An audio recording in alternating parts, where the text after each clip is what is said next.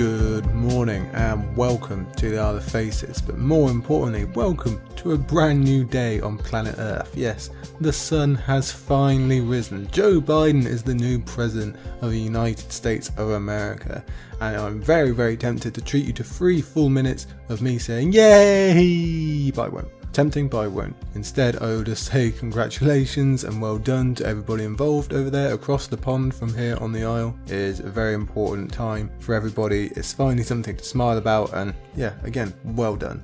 I'm not going to go on about it too much because I'm sure you've heard enough of that in the last few days. Well, can you ever get enough? But really, it's just a much needed smile of a time, isn't it? We haven't got that much in 2020. Let's milk this for what we can. Again, congratulations. Well done out there.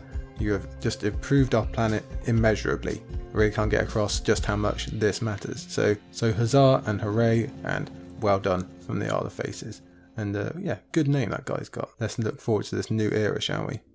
I suppose I should go back to what I'm supposed to be talking about. Yes, this is the Isle of Faces. Yes, this is part 5 of Scraps and Scrolls. I am Sir Buckley, your resident top green person. I'll be guiding you through our chapters as always today, and I am speaking to you from today it's a sunny England. Unfortunately, we've hit the wet patch. The dog's getting muddy every time she steps out the door. It's not quite as nice for me, but today is sunny, so the energy should seep through, hopefully. You might have noticed we weren't here last week because Aziz and Cher were fighting off storms, but that's all done now. They're all okay. They put up their episode on YouTube yesterday, so here we are, Scraps and Scrolls, following as always. Thank you for being patient and waiting for us, and obviously you out there who are patrons, you didn't have to wait because I already had this episode locked and loaded, so you got it extra early last week. While we're talking on patrons, let me do my normal. I'm going to thank everybody. I'm going to thank Lord Commander Namian Darklin. I'm going to thank KM, Aegon VI, and Archmaester June, Healer of the Lesser Poxes. So I'm going to give a special shout out to you this week because, well, it's good times over there in America. Over here in the UK, we're back in lockdown 2, which is a good thing. I support that because it's well needed. Glad that's finally happening, but that doesn't mean it's not tough. Of course, it is very tough, emotionally, mentally, for everybody. Of course, cases are going up, deaths are going up, and people like Archmaester June are out there looking after us, protecting us, doing the real hard work. So my absolute salute and thanks goes to Archmaester June and so many others in her profession as well. Thank you a million times. Even if it's unfortunately not quite so strict as last time, it still hurts hard for many of us. I certainly already feel the effects. I'm sure many of you out there do too. But either way, it's going to be the same general message of, just like last time, if your situation is getting you down, please don't hesitate to reach out. Of course, tweet or message or whatever you like. I'm always here to have a chat about that, about anything nerdy to take your mind off it. Last time this was happening, we got some very nice messages from people saying that the Isle of Faces was a good way to distract and just make them feel a bit better. Hopefully we can fill that role again. The way to do it is to go forward together, I think, and hopefully you will agree.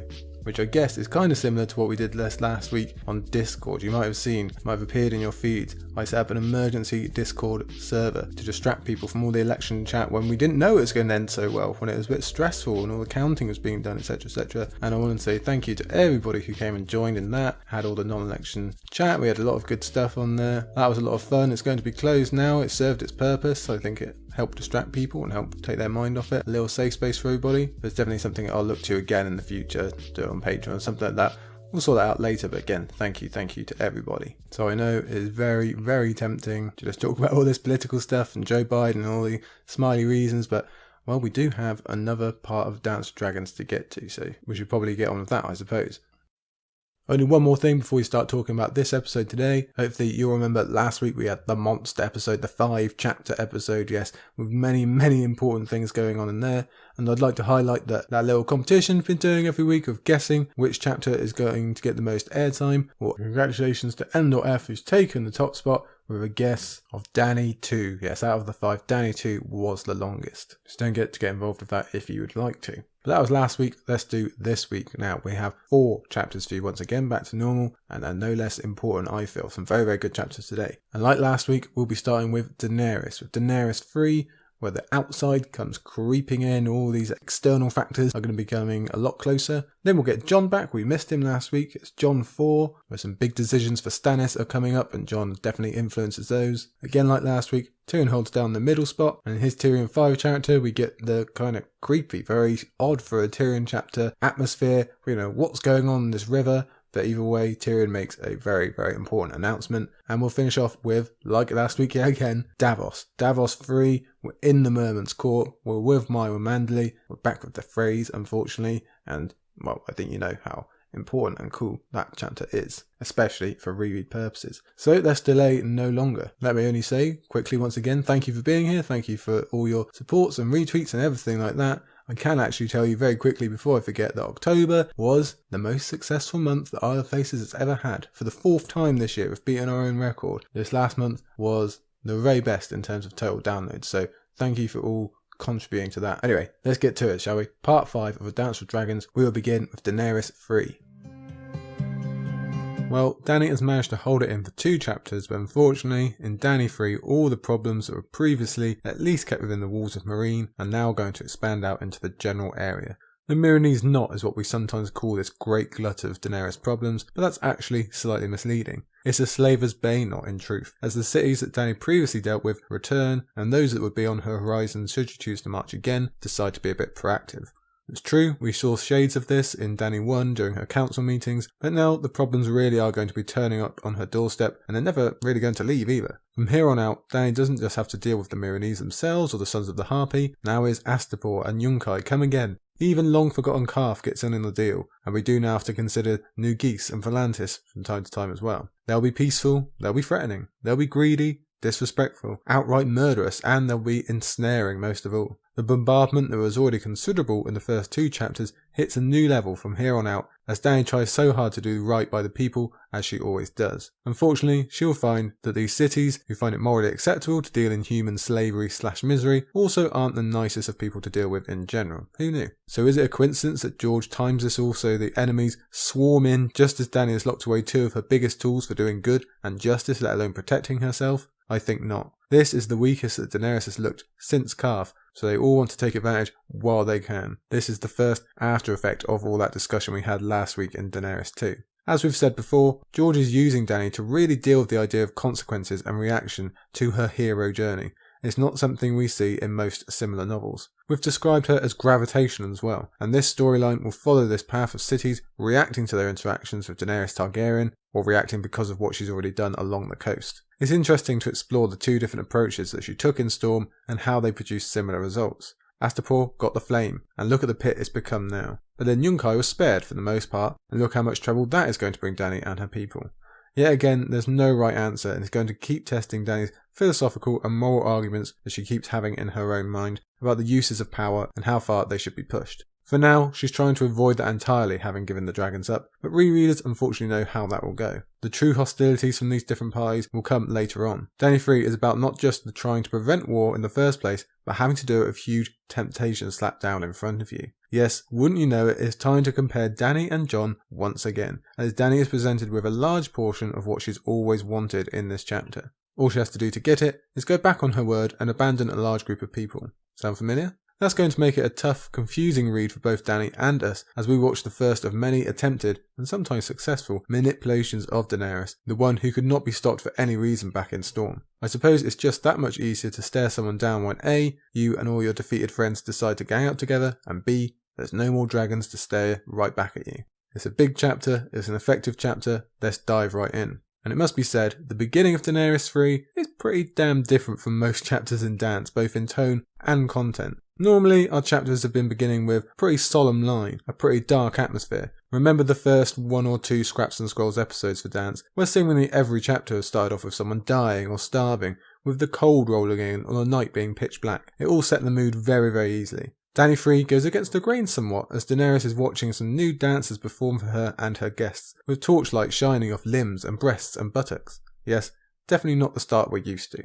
And as if that's not jarring enough, we have Dany noting the male dancers are all standing to attention, if you get my drift. So yes, we seem pretty far from cold woods or damp castles right about now. But just because it's initially jarring doesn't mean it doesn't make complete sense, however. Daenerys, bless her, puts in a valid effort of trying to be cool about this. She asks herself, are they meant to inflame me? While also claiming it's the wine that's making her face hot when the dance moves on to a whole new level of erotic display. Good try, but you're not fooling us, Dany. The chapter states that their arousal was arousing, that she's taking note of their impressive physiques, and that when the dancers actually begin to have sex, she immediately thinks of Jairin Harris, the man she's already admitted to wanting. Again, There's no shame in that at all.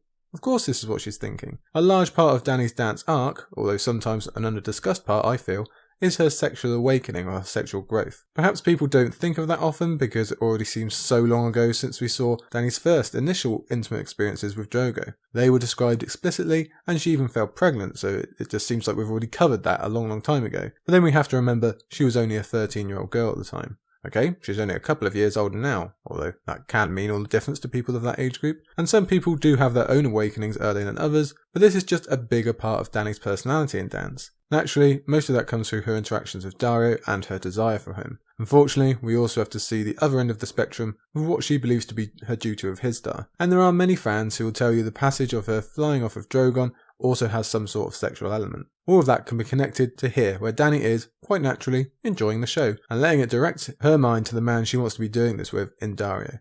As it happens, her thoughts on him this time round actually do stick to the political, at least on the surface. He and his Stormcrows are returning to the city from the Lazar, apparently triumphant in their mission. So it's a pretty good start to the chapter overall, and Dany doubles down on that by simply wanting Daario. Again, she doesn't explicitly link that to sex right here and now. She just wants him. She wants that good feeling of seeing him again because the last 2 chapters have been pretty damn sucky, and she wants some good news. She wants some companionship. So Daario Naharis lives on in the back of her mind, both as a comfort and maybe even a helper of ruling, and also, perhaps subconsciously, someone linked to what these dancers are doing in front of her. Dany is also still very much self-aware though. Yes, their arousal is arousing, but as she says, she still finds it a bit comical, and we definitely see what she means as she looks around the room at the various men who basically have their tongues on the floor as they watch. That is why she asks if this is meant to inflame her and put her off base, because it probably has a really high success rate of doing exactly that when negotiating with someone, seeing as 99.9% of these negotiations are going to be taking place by men only. There is one exception to this rule though, one man who doesn't seem quite so bothered about the dancers, and one man we are definitely not expected to see here. Xaro Xhoan Daxos returns, completely out of left field, all the way from our memories of Clash and Calf to present-day Meereen. He is the first of our heralds from the surrounding cities that are closing in during this chapter, and initially Daenerys presents him as a figure of hope. Sway him I must, however. He had come up from Calf upon the galleass Silken Cloud, with 13 galleys sailing attendants, his fleet an answered prayer. Meereen's trade had dwindled away to nothing since she had ended slavery, but Xaro had the power to restore it. Unfortunately, consequences is the name of the game yet again. Daenerys abolished slavery in Meereen, a wondrous, saintly act that is very, very clearly a force for good in the world. Unfortunately, economic models do not much care for good and evil, and if you remove so large a cornerstone as slavery in this part of the world, the whole thing might collapse. It leaves a pretty big hole, and it desperately needs filling. I'll say once more, these are the kind of considerations most authors don't think of or bother with, but George is a cut above. Everything is tied together, everything reacts. We've discussed it and seen hints of it already in this book and others. All of Essos is connected through the slave trade. It's not the only industry, but it's pretty fucking large. Dany reminds us that Meereen, Yunkai and Astapor were the linchpins, as she calls them. They work in turn with the Dothraki, as we see here. They affect the 3 cities. The same can be said for pirates and corsairs that we've seen and will see again in the future. The whole thing is a system, and Dany has just removed those precious linchpins. It's good on her, we know that, but we also know it's having a knock-on effect already. This is more than enough cause for war for many, many people. You've taken away their entire system of society in many ways. But Dany is actually thinking of a slightly more micro view at this very moment, purely of the city that she's trying to save and rule. Yes, it is good we got rid of slaves, but we still have to produce something. We still need money, but we have nothing to sell now. And there is some level of irony that she can't sell timber or plant anything because of the effect of dragons centuries before. So how do we go about that?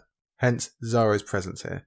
Dany rounds it up for us. I will not trust you, but I need you. I need your 13. I need your ships. I need your trade. Ships will be immensely useful, but a trade agreement with Calf even more so. We saw how lavish and wealthy the place was when we were there before, so she can set up any kind of trade route with them as if this is some big game of civilization. It will at least stop the bleeding and help out with a whole heap of problems.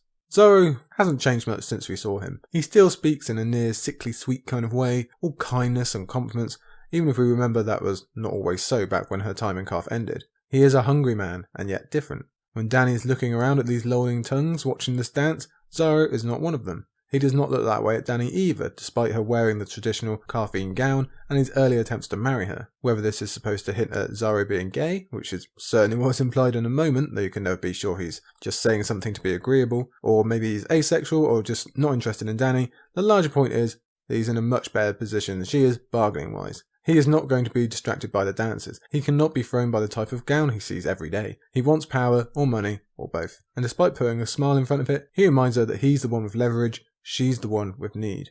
I wept to hear them. It is said that your enemies have promised wealth and glory and 100 virgin slave girls to any man who slays you. The sons of the Harpy. How does he know that? Dany does her best to put up a strong front, casting down the Sons of the Harpy as a mere annoyance that's barely worth her trouble, rather than the truly costly problem we know it is. We also get the update that the Shavepate's men have taken up the duty we saw arranged in Daenerys II, and that they've taken to wearing masks, so their family won't be harmed, at least until they're killed and unmasked, assumedly. So the total body count should be down. Either way, Dany names them cowards and nowhere near her level. Unfortunately, Xaro cuts through that with the truth. Their prestige or honour doesn't really matter here.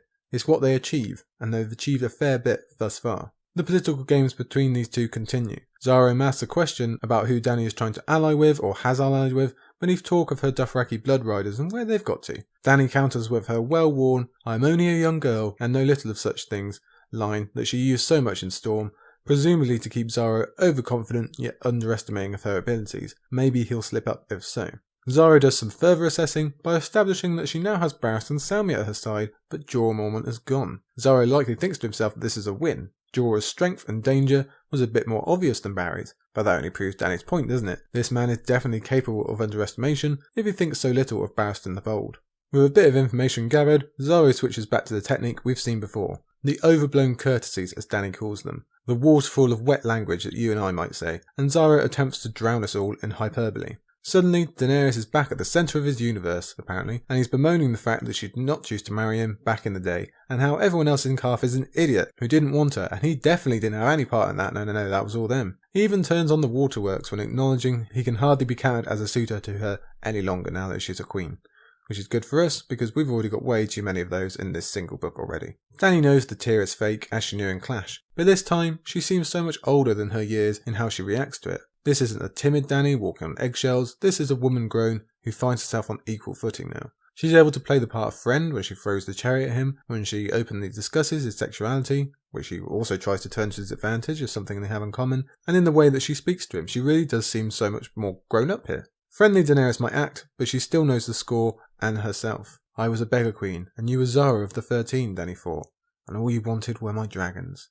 The two have a bit more catching up time on all that has changed since they last saw each other, specifically the switch in Dany's mission. It's hard to recall now, but freeing slaves was far from her mind when she was in Karth, despite so much of that storyline having been set up in Game of Thrones. She was all about Westeros and the throne back then. She still is now, but only to a degree. Unsurprisingly, Xaro defends the practice and production of slavery, taking the side that this method alone could produce true experts in respective fields, as with the Unsullied, or, he explains, like these dancers at the beginning of the chapter. That certainly casts a bit of a shadow over that seemingly lighter opening. He goes on to defend the opinion that the world needs slaves and cannot operate without them. Unfortunately, that argument can turn a lot of heads when you've only ever existed in a world made possible by the enslavement of thousands, or millions more likely. He gives multiple examples, he speaks quite eloquently, and he finishes with this: for some men to be great, others must be enslaved.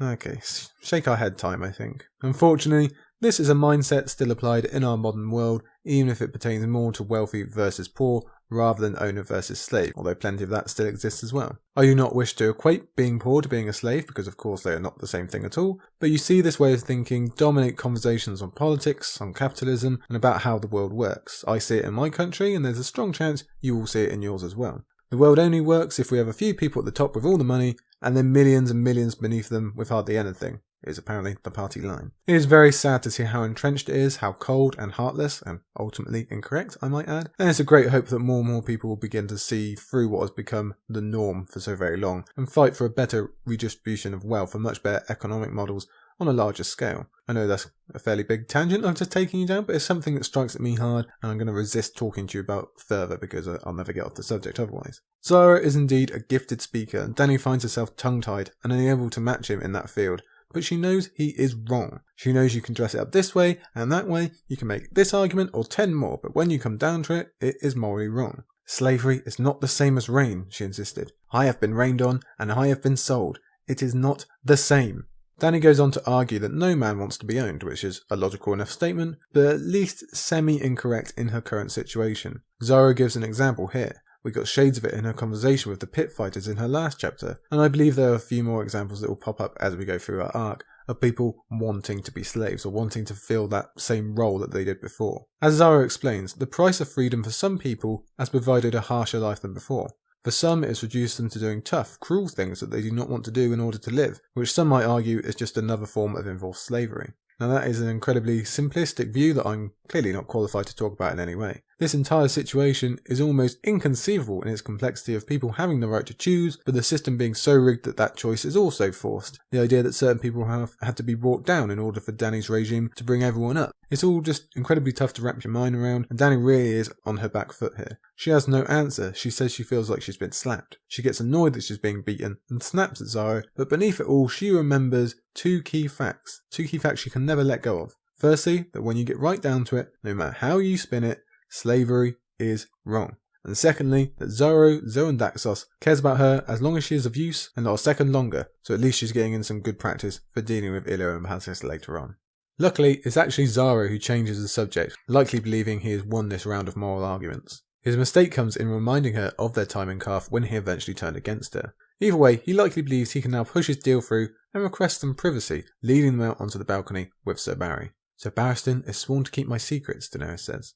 This line might turn out to be a big pile of nothing, but it sure seems like the type we could one day look back on and raise our eyebrows at. Foreshadowing, possibly. Out on the terrace, Dany also senses that maybe there's some small chance she can get what she wants out of the conversation as well, and suggests the trade of salt and wine. Unfortunately, that's a no-go. They don't want any copper either. Zara suggests olives, but they've all been burnt before she even arrived. So just to keep the analogy going, we're back to our Civ game, and no one wants to trade our resources. We keep asking Genghis Khan or Harold Bluetooth. They're all saying something like thanks but no thanks no matter which button you press, and it's getting damn annoying. This is all still playing into Zara's hand. That is not really doing a great job of masking her desperation, so he suggests the one thing that he and his associates will pay for: slaves. Meereen is a free city of free men, a poor city that was once rich, a hungry city that was once fat, a bloody city that was once peaceful. His accusations stung. There was too much truth in them. You could almost see that one coming. It's as if Zara has read the first two chapters of Dany's arc and noted what she worries about the most. She was wondering so much in Dany 2 whether she's actually brought good to the world or just made it worse, and Zara is really hitting on all those buttons. Still, she keeps up the front. She's got a good political face. She keeps her confidence. Her bulking seems to be directed as much to herself as it is to him. I find Zara's response about not dealing with the Dothraki an interesting little paragraph. It makes a lot of sense logistically, but there's also this sense of Calf, which we've already examined as this fragile, thin, pale city, obsessed with looking good and keeping pristine, not wanting to see how the sausage gets made, if I may make so crude a comparison. Oh, we want all your slaves and the benefits they bring us, but we don't want to get involved with the capturing or transportation or training of them. No thank you keep that seems a bit messy for us. Besides, it would represent a very bad investment on all parties' behalf if so many were to die getting along the Red Waste. Though Zara is talking as if he went for that Calf alone, I think the whole chapter gives off this sense of him being basically the mouthpiece for most of Dany's enemies, seeing if they can turn this to a profitable situation before war breaks out. You get the sense that they've all gathered together, poked their noses over Meereen's wall, and have now nudged Zara forward because he's met their enemy before and might have an in with them. Dany is getting more frustrated, so Zara decides he will now be frank and tells her straight. She is not going to achieve what she wants. She is going to fail. She is going to leave Meereen worse than when she found it. Basically, everything Dany has been worrying about. Before he even gives her a chance to respond, he opens up the chapter to the larger themes we spoke about by bringing up Astapor as an example of what she's doing to the world and why she needs to stop. You'll recall we already had a little bit of Astapor talk in Dany 1 when Lord Gale, the envoy, begged for her help for King Cleon, who had turned the masters into slaves and vice versa. Well, it turns out things are not going well for him, as he and his unsullied, quote-unquote, have had to retreat the palace to set up this siege storyline that we'll get with Quentyn later on. Dany admits she already knew, and also knows that Yunkai is getting stronger with new sellswords and new legions from new geese. Yes, 3 news. Zara widens the scope further as he begins listing these sellsword companies that will soon be on their way, including the Windblown that we last saw at the end of Quentyn's first chapter. The Golden Company also get a mention as being part of her enemy lineup, even if we know the plan is that they'll actually be working with her. Well, we assume that's the plan. We're still to actually meet the Golden Company, and who's to say where their loyalties will actually lie. It's very interesting and ironic, however, to hear that Viserys once tried to engage the Golden Company and failed, considering what they're up to now. Zara has all the advantages in this battle, and Dany basically has nothing. It's a tennis match where she's just being beaten back and back and back, further and further, and we really get that sense on this next page. First, she claims she has sellswords too, but Zara pounces on the fact that she has 2 companies and will soon face 10 times that number. That isn't enough though. He has to add on the twister that 2 of her outstanding hopes in Tolos and Mantaris, which we've never learnt that much about up to this point, but Mantaris at least might figure large in her future, have agreed to join the enemy. Oh dear, that's another race. To counter that, Dany can only serve up her new alliance with Lazar, and we don't need to be Zaro to see the kind of pitifulness of this one. Yeah, that return isn't even making it over the net, unfortunately. And yet, still Daenerys does not give in or lose face. Instead, she issues threats to burn down Yunkai should they attack, as we all kind of want to see her do, given what they're like in this book. But Zaro counters that as well, saying Meereen will betray her as soon as she looks away. She is already outnumbered and soon to be surrounded. It is not good all round. The only small victory Dany can take is that her freedmen are at least being trained into soldiers by Grey Worm, and Barry will figure into this part later on as well. So perhaps there's some more overconfidence to be teased out of Zaro just yet. But let's keep up that charade for now and introduce another. Have you forgotten? I have dragons. Do you? The issues of Dany 2 have taken exactly no time at all to raise their heads.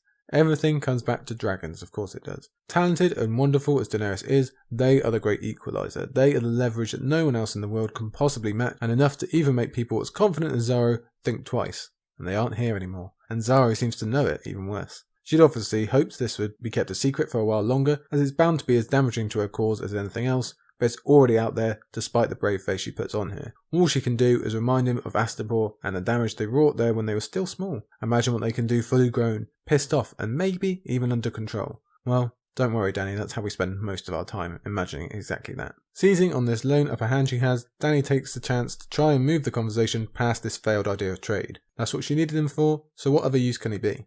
Zaro claims it's because he has a gift that is everything she ever wanted. Smartly, Dany goes into this thinking it's likely to be a trap. The gift you begged of me and Calf. Ships. There are 13 galleys in the bay. Yours, if you will have them. I've brought you a fleet to carry you home to Westeros. A fleet. It was more than she could hope for, so of course it made her wary. As we mentioned earlier, it seemed like an age ago, but ships were long the lone target for Daenerys. Even during some parts of Storm, she was thinking about them and where she could get some more. The gift of 13, with sailors, and without being asked for a dragon in return this time, is everything she once wanted, and still does now. But Dany is not so foolish to show that. She keeps her cards close to her chest and demands an inspection, looking for the inevitable snare that Zaro has definitely set somewhere. She finds it when he all but demands that she takes the ships and uses them for passage back to Westeros immediately. He offers the honeycomb with one hand and shows the whip with the other, she thinks. Or else, basically, he seems to say. We've got to admit it is some good strategy from Zaro. He's made a very convincing argument about how she can't succeed, he's battered her down with it, and then supplied an easy out that just so happens to be the one thing that she wanted all along, at basically no cost. This is the idea of all heroes being tested at some point. There's always the opportunity to go back on what you've already done, to take the easy way out. You don't need examples from me, it comes up in basically every story we've ever seen, and of course, it is also very, very comparable to one Jon Snow. We'll come back to that later. We also have this quick aside of Pirate Pri and his warlocks being sent out to find Daenerys after she left Karth, and the extra threat of them coming back to exact their revenge. It doesn't work on Dany, and we rereaders know it won't be of importance until we come across the Forsaken preview chapter. But at the time, for first-time readers, maybe it is a cause for concern. It was only in the last chapter that Quaithe was telling Dany to remember the Undying after all, so perhaps this is what she meant, maybe that's what she was warning about. Zaro takes one more stab at closing the deal by offering his sexual services, but neither of them truly want that, so they leave it with Dany promising to at least expect the ships, and thinking this would be all the easier if she herself were a dragon. Very true. As soon as Zara's gone, she's already considering the logistics of that offer. She can't help it. Is 13 truly enough for her 8,000 understudy, the sellswords, and anyone else who wants to come? And is this even a legit option anymore with these dragons? Are they too big? Are they too wild? Could she even persuade them to board anymore given she's just locked them up? Not for the first or the last time, she wishes that Drogon were back. But don't worry Dany, he will come. Eventually he will come. Someone else has been present this entire time, as he has been for countless major moments in the history of Targaryens, and Baratheons also. So let's get his take on the offer. Before Barristan can even get to that, Dany notes the difference between him and Jorah in respect to this revealing Carthene gown she's wearing. Barry is sweetly making sure he doesn't look at her breast, whereas Jorah was all but doing that Jason Sudeikis click thing that he does in Hall Pass, except even creepier. Here we can be truly jealous of the first timers. Remember when we could imagine that Jorah Mormont wasn't going to eventually turn up in this book and we were finally shot of him? Yes, better times. Even with all that, Dany still remembers that Jorah supposedly gave her good counsel and she really needs the same from Barry right now. At first, he toes the line. His dislike of Zaro is as instant and obvious as it is for Hizdahr. Is that simply because he's distrusting of these Meereenese in general, or because he's seen 1,000 political players over the years and knows the ones that are rubbish? But at the same time, these ships promise what he wants personally and what he wants for Daenerys as well. At the moment, they are both papering over the big questions like if they have enough, how the city and the freedmen will react to Dany's abandonment, and these terrible autumn storms we keep hearing about, because the temptation of the dream is just too strong, and it ends up with Dany being the one who is the voice of caution. In the end, they end up on the same point they started on. Tomorrow, we'll bring inspection of the ships from Barristan and Groleo, and we'll see what's what. And again, there's the dream. Meereen was never your city, her brother's voice seemed to whisper. Your cities are across the sea, your 7 kingdoms where your enemies await you. You were born to serve them blood and fire. Viserys really is getting a lot of exposure here in these early chapters, isn't he? He's really showing up in dance here. Despite all the points Xaro made, Dany begins the next day actually feeling a bit more hopeful than usual. Daario is on his way, but way more important is this promise of Westeros and the idea of home, the one she's been searching for her entire life. The possibility is there, more tangible than ever. And even better, only 4 people are waiting to bother her at court. That must be a record, so this day really is starting well. It's a shame it doesn't last too long. Lord Gale is here again to beg for Astapor and King Cleon, as he was in Dany 1, yet his begging is now much more urgent as Yunkai descends on the chaotic mess of Astapor, as Xaro already told us. Dany correctly reminds him she did not put Cleon in this position. In fact, she tried to prevent it. She left the council. He was the one who killed that council that she left and flipped her stance on slavery on its head, so he can be the one to get himself out of his own mess. He can't just screw everything up and then expect her to bail him out of it. She's even nice enough to honour any decision made by her freedmen that want to go and defend their home, but apparently Lord Gale expected more. We are all dead then. You gave us death, not freedom. Gale leapt to his feet and spat in her face. That's a good summary of a lot that happens in this book. Dany frees people, liberates their cities, and then gets spat on when the people mess up what she gave them. As we'd expect, Belwas does some damage to Gale, cracking his teeth on the marble floor. Good. He deserves much worse for doing this to Dany, being so disrespectful. Of course, what it really means is another enemy has just been added to the list, but Dany doesn't even let that deter her from her duty of hearing more people. Later on come the results of the ship inspection, for which Dany gathers her council, which looks a little different these days and definitely more numerous than what we've seen in the past. And guess what? It's good news. The ships are sound and good old Admiral Groleo is a happy chappy. Given what we know of his ending in this book, we'd best appreciate happy Groleo moments while we get them, because he is one of those people who, despite being on her side 100% of the time, Daenerys makes unhappy through no fault of her own. It's just the way things go, unfortunately. Anyway, once Groleo confirms the ships are worthy and they'll have enough rowers whatever happens, a roadblock that Dany hadn't considered comes up straight away. The Meereenese contingent of her council is not hyped up about her jumping ship, excuse the pun, at the moment that a bunch of armies are about to come down upon them and take out their anger on whoever supported her. Reznak is worried. Skahaz is promising further bloodshed to whoever comes, whether Dany is here or not. Not for the first time in this chapter, Dany feels like she's been slapped in the face. The dream of Westeros is so encompassing and so thrilling after she's gone so long without any progress, she's never stopped to think that not everyone is going to share in her desire. So she suggests, well, just come with then. But nothing is so simple as it. You cannot uproot an entire city like that, even if they did want to, and if they did have the means, but they have neither. That is brought up next, as the council discuss some people sailing and some riding the coast road, up until it becomes the Demon Road we've heard so much about from Ilio and others. And note that Ilio didn't include all these many difficulties we hear about here when first describing the plan to Tyrion. It would be a costly journey, and Reznak insists on pointing out that anyone left in Meereen will suffer the most horrible of fates in her place. Barristan counters that sounds like Astapor talk. Dany freed you and saved you, and she's then given you the tools you now have to put to use and defend yourself so you can carve out a piece of the world. But then there's the counter, another counter, until we finally get this. Enough! Dany slapped the table. No one will be left to die. You are all my people. Her dreams of home and love had blinded her. I will not abandon Meereen to the fate of Astapor. It grieves me to say so, but Westeros must wait.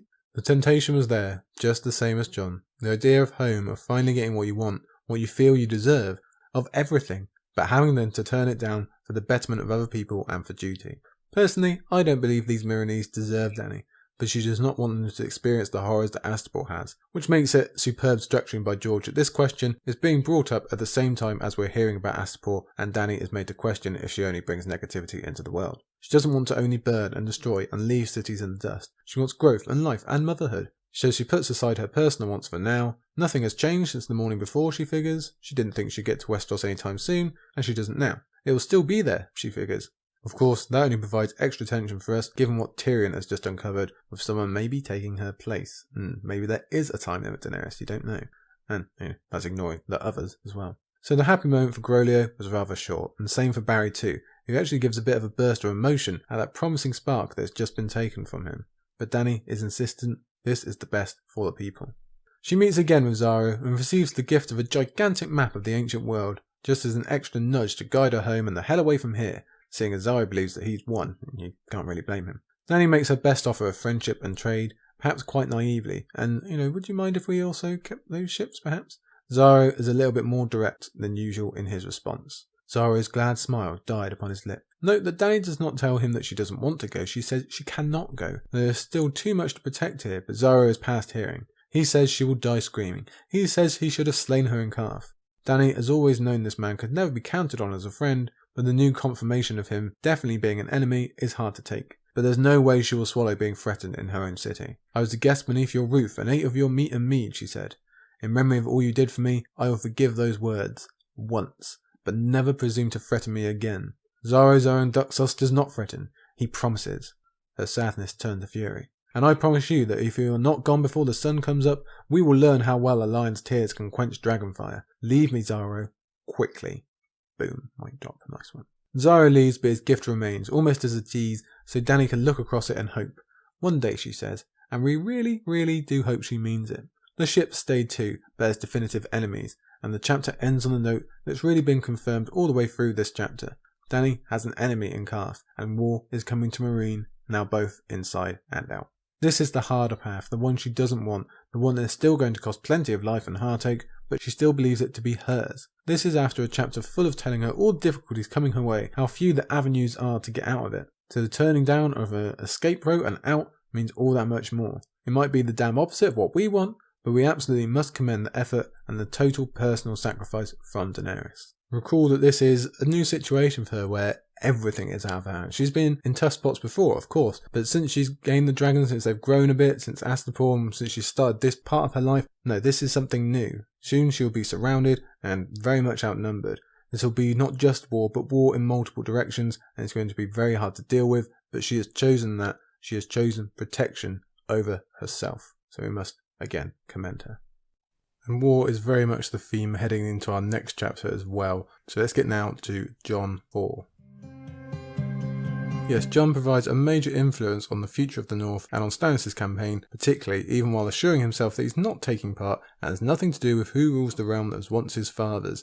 Yeah, alright Jon, sure. At the same time, we examine the new reality for the Night's Watch with all these thousands of people around and winter on the way, and exactly how they, or more to the point Jon, are going to handle it. Yet again, we see why Jon and Dany have been placed next to each other, as Jon delves down into the nitty-gritty details, as Daenerys has already had to do, and we watch him walk this narrow tightrope between the well-being of his city, or in his case a castle and institution, versus this larger, ever-creeping war. Yes, that is, again, familiar, isn't it? Jon IV continues the build-up we had so much of in last week's Theon and Davos chapters, as it's now blindingly clear that the War for the North is going to be a central root of this dance story. That wasn't immediately obvious in the first couple of chapters, but now we're really being hit over the head with it. And it's going to encompass a hell of a lot of people. Try as Jon might, there is absolutely no way to stay out of this one. And really, we all know he shouldn't try anyway.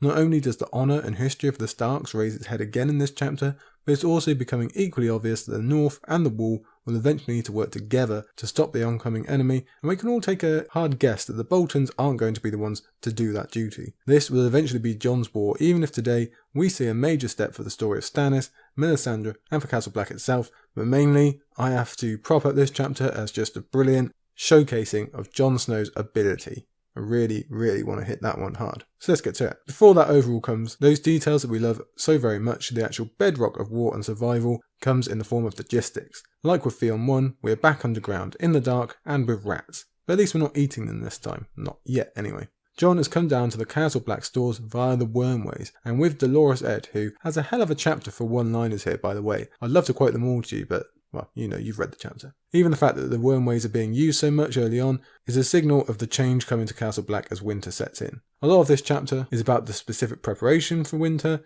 in more ways than the characters know. It's in the background of any Westerosi chapter, of course, but starvation will become an issue, as we often say, and thanks in part to decisions made today, Stannis and his forces will feel the true whip of winter when they are on their march later on. Once Edd and Jon meet with Bowen Marsh and Wick Whittlestick, that's a good name, it's on to the storeroom so that they can do some counting and preparing. You'd think this would make a pretty hard pitch to the editors for a chapter, wouldn't you?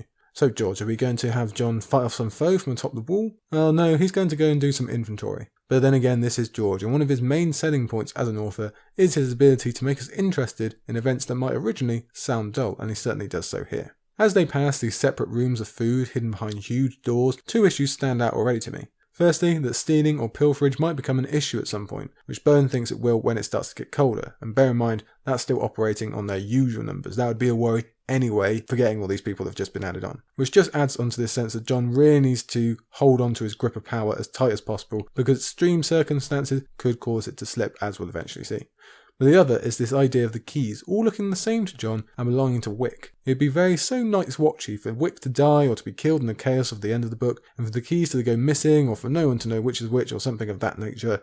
Confusion and hunger follow, of course. Both issues might point towards the period directly following Jon's supposed death, and the carnage that could happen as a result. The last time a Lord Commander was killed, it was also by his own brothers, and it was also out of place in the grips of winter and with food stores hidden beneath the ground in Craster's Keep. So I wonder if Winds will open with a similar scene. I keep picturing little mini-sieges in certain areas of the castle being cut off or sealed up, like we saw in the show. If that happens, these storerooms are going to be an area of high importance. Someone's going to want to get there quick. Or, conversely, they could just end up being raided in the first 10 minutes and all this prep is for nothing, hunger and hurt is to follow again. Jon gives us a long description of the various foods in the various rooms, as George is sometimes wont to do. And to our unknowing ears, it sounds like quite a lot, to me anyway. I am particularly interested in these wheels of cheese it takes 2 men to move. I would very much like to make their acquaintance. But then we find there's even more actually inside the wall itself, as we enter the world's biggest freezer. Although Jon also has an ominous note that it feels colder than it should. Well, that's never good, is it? But it turns out we're as ignorant as Jon himself when Byrne Marsh announces the grim news that it is not enough. Jon had just been thinking that all the meat in the world surrounded them. You know nothing, Jon Snow, he thought. It's a good reminder that even though Jon has superb intentions and has still performed brilliantly in terms of politics and his dealings with Stannis so far, he is still very much learning on the job, and there's heaps of things he has no knowledge of or the complete wrong idea about. Then again, this job is supposed to be for life, so you're supposed to have time for learning, aren't you? Byrne Marsh tells us it's not the amount of food that's the problem, it's the amount of mouths that have now appeared in Stannis and the wildlings. They're actually pretty well prepared beforehand, ready for perhaps 4 years of winter. So I guess we should say well done to Gior for getting that ready, he and Donal Noy. I don't like giving too many compliments to Gior Mormont, but credit where it's due. This also relates to Jon's previous argument about not shutting off the gate, as you assume at least some of the meat they have stored here comes from above the wall, or maybe even the majority. And it's also mentioned that the laws have been generous. So perhaps shame on us for claiming that North in general has a certain apathy towards the Night Watch in recent years. But then again, I would guess the majority of this generosity came back when Eddard Stark was in charge and everything was in the status quo, no one's worrying about war, etc. Byrne Marsh is pretty dire in his assessment. I'd love to theorise he's just embellishing to make his point about the wildlings not being welcome, but unfortunately I doubt that's the case. With wildlings, queensmen, kingsmen, and people coming in from Molestown as well, those 4 years are now a dream away. Byrne thinks they'll be down to scraps in just a year's time. That's a pretty big drop, and they need to go on winter rations right now. Consider what a death knell this sounds like. Winters go on for years and years in this world, and this coming one is supposed to be the longest in ages, even without all the extracurriculars of the others, etc. And you're going to be going on basics right now. Basically they're saying this is all you're getting for the years of your life. That is not good. Add in disease as well, the possibility of that, and the lack of ability to defend against it or grow anything new, so there's more similarities between this and Dany's chapter, and it leaves Jon in an awkward position. Consider just 2 chapters ago, we were down in still thriving White Harbour where food was still available and everyone was fairly upbeat aside from the possibility of war. Technically, we're only at the other end of a kingdom, and yet food is already incredibly scarce to begin with. So it's up to Jon to make what will clearly be an unpopular order to cut rations by a quarter. That's definitely not going to win him any friends, and if you remember, he just sent his old ones away anyway. That kind of resentment can linger, even if it seems small to us overall. Consider how few benefits there are on the wall. With all due respect to Hob, I doubt anyone is calling the food a benefit, but it's a hell of a lot better than 3/4 rations before winter has even truly arrived, and again, this is going to go on for years. Jon thinks the men will love that. If we must, we'll cut each man's portion by a quarter. If my brothers are complaining of me now, what will they say when they're eating snow and acorn paste? So that tension of the possibility of mutiny is brought up again, and with it, it's this idea of real factions forming within the Watch and within the castle. This decision isn't going to help the latter, as the brothers are naturally going to blame Stannis' men and the wildlings for their growing hunger. They've been here for years, they've put in the hard work, they've sacrificed their lives, they've even gathered in the food, and now these strangers and former enemies are going to get a share despite basically doing nothing to earn it. That's a very, very quick way to build up resentment. And unfortunately, because of trying to present a united front in his last chapter, a lot of the blame will go to Jon as well. Okay, fine, but Stannis doesn't have to make the call, even though he's at least half responsible. He brought the wildlings through, he's turned up with all these people. The wildlings can't really take responsibility, it's not them making the decision, so they can't get that portion of the blame, even though it's them who will be fed. It's Jon who has to make the unpopular choice, it's him who has to be the face of it, he'll have to take it on the chin and not say a word in complaint. On top of that, he's also got no real solution yet. He'll think of one later, we even get a hint of it here, although that has its own unpopularity, but for now he's trying to project that he might know what he's doing and that his rule is secure, even if that's starting to get a bit dodgy. Basically, Bowen is trying to make his I told you so point that letting the wildlings through is going to kill them even if it's not with swords and axes, while Ed is doing a superb job of keeping the atmosphere light. Meanwhile, Jon is back to thinking on this idea of hunting above the wall that we just discussed, and how that is also fracturing the men of the Night's Watch, given Bowen's call to seal the gates and the Rangers, and Jon's opinion, that it needs to be left open. The tension is creeping through and Jon is well aware of it, but for now, it's with brave face and confidence time, just like Dany with Xaro. The bottom line is constant whatever. They must eat, but they must keep Stannis happy, and they must feed the wildlings.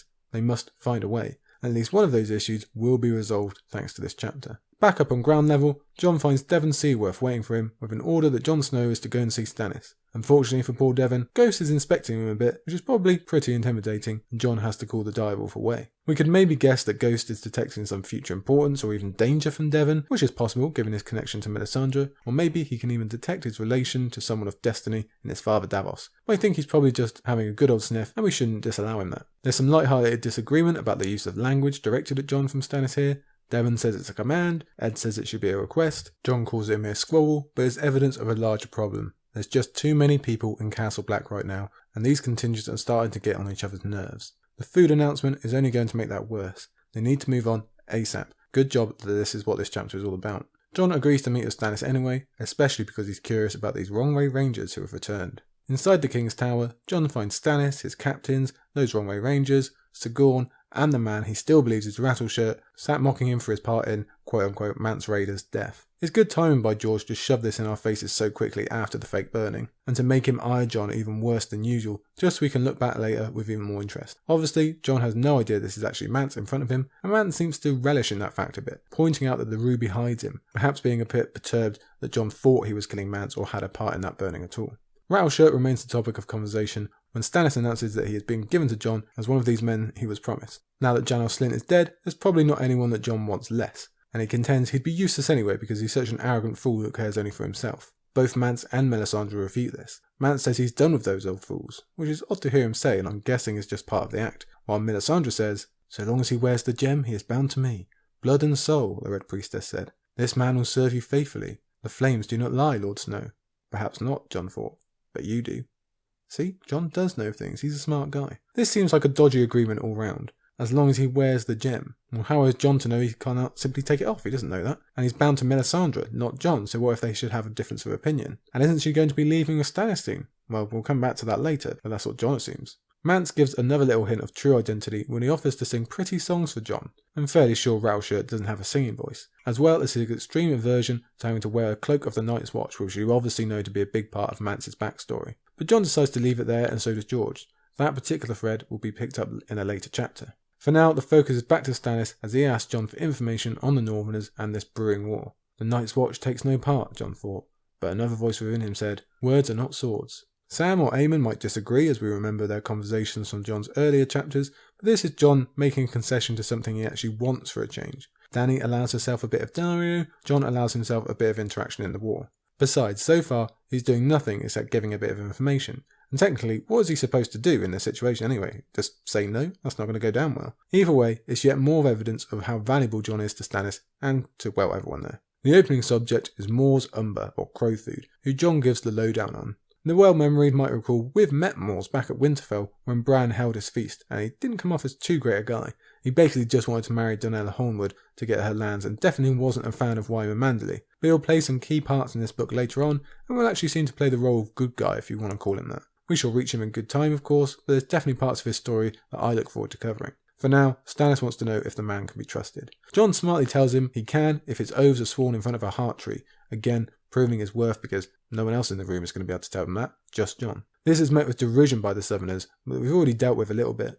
There's Godry Farring and Clayton Suggs, complete morons and utter bullies that we like to forget exist, if only we could. Jon does just that by ignoring them and asking the more important question of whether Stannis has gained the Umbers, for that would obviously be a huge get for his campaign. Unfortunately, nothing in this war is ever going to be so straightforward. Even more so than the battles we've seen before, we'll have constant questions of who is serving who and who's a liar, etc, etc. I for one always forget whether it's the Karstarks who play Stannis false or the Umbers. I had to go and check right now, and luckily I was right, it is the Karstarks. As for the Umbers, Stannis only has half of them. The other half ride with the other Umber uncle, Hofer, also known as Horsebane. We met him back at that same feast at Winterfell, where he was the one much more pushy about needing more men to defend against the wildlings and bring in the harvest. Jon gives his backstory as well, including the oddity of an Umber once being sent to be a maester in Old Town. That is definitely not a story we hear often of these types of families from this part of the world. We'll eventually find that Hofer has only begrudgingly joined with the Boltons because fan favourite, the Great Jon, is still a captive from the Red Wedding. Yes, we all remember that. First timers will now also begin to tease out that he was one of the unnamed lords sat beside Ramsay at the Dreadfort in Theon 1. His main part to play is likely to come in wins more than dance, but we can paint the Umbers as a kind of reflection of the Karstarks, as Roose Bolton will later believe that Hofer will betray them as Arnulf is supposed to actually do to Stannis. You can see why there's sometimes confusion. Don't worry, I think we'll be repeating parts of that as we go. There's also much to discuss later on about how neither of the Umbers have a true force of fighting men and are just trying to do their best. We would probably do well to stick to our current chapter for now. Well, I will say this is kind of representative of several other stories from Fire and Blood, from later on in the Blackfire Rebellions and Duncan Egg Tales, of normally it's a father putting two sons on opposite sides so that you can guarantee a win in any situation, although of course you're also guaranteeing yourself a lot, but it's kind of just trying to spread out your chances basically. Now this one's a little bit different because their father has passed away, they're doing it for themselves, but it's the same kind of thing of, well, we need to put our best foot forward, do the best thing for Last Turf and our lands and our people. Maybe we can get something out of this, and hopefully it's the one we want. But I guess if Stannis dies from frostbite in 2 days' time, then they're pretty well covered. They can just go over to the Boltons in total. So you can compare that to other points in history as well.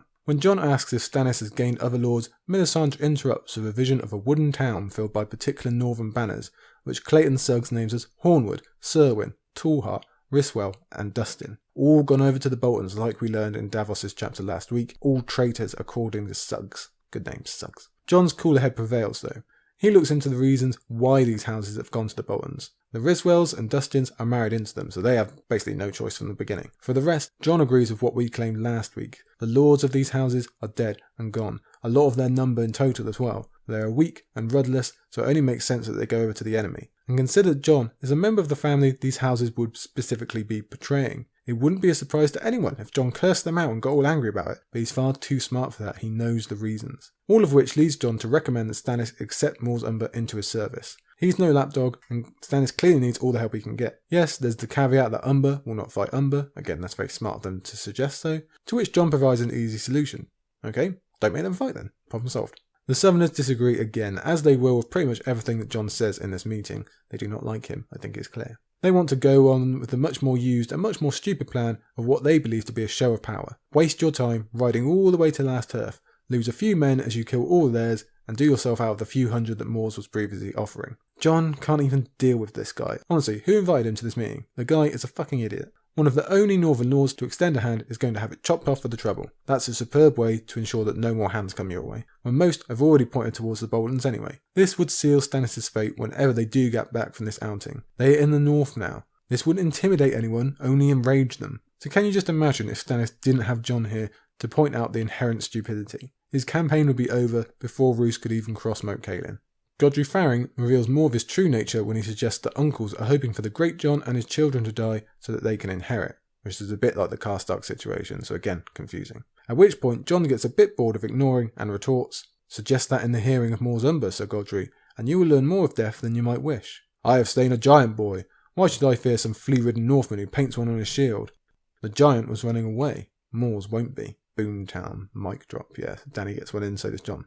By this point, even men on Godry's own side are sick of his shouting, as Justin Massey, one of these Wrongway Rangers, tells him to pipe down, before Stannis finally gets involved and tells everyone to shut up. This is an important time, as he refocuses on Jon and tells him it's time to ignite the true war of the North. Jon, smartly, thinks that means Stannis wants something, because he normally does. At first, he thinks the Night's Watch is about to be drafted into this war, foreshadowing, cough cough, foreshadowing, but instead, Stannis tells us he intends to march on the Dreadfort. The connections go off in our mind. Hey, we know the Dreadfort, we were just there with Theon. Well, that is well suited, because it's Theon who Stannis unknowingly intends to imitate here. He's going to use what he believes is the element of surprise, and attack a castle whose main force has gone elsewhere, just as Theon once did with Winterfell. Stannis has learnt from both Mors and Arnulf Karstark, the other unnamed lord in Theon's chapter, that Ramsay has headed off to open up Moat Cailin. but Stannis believes if he can swoop in and take his enemies home, it will have the same devastating effect it once did for Robb Stark. So begins what is very much a hinge point for this northern plot.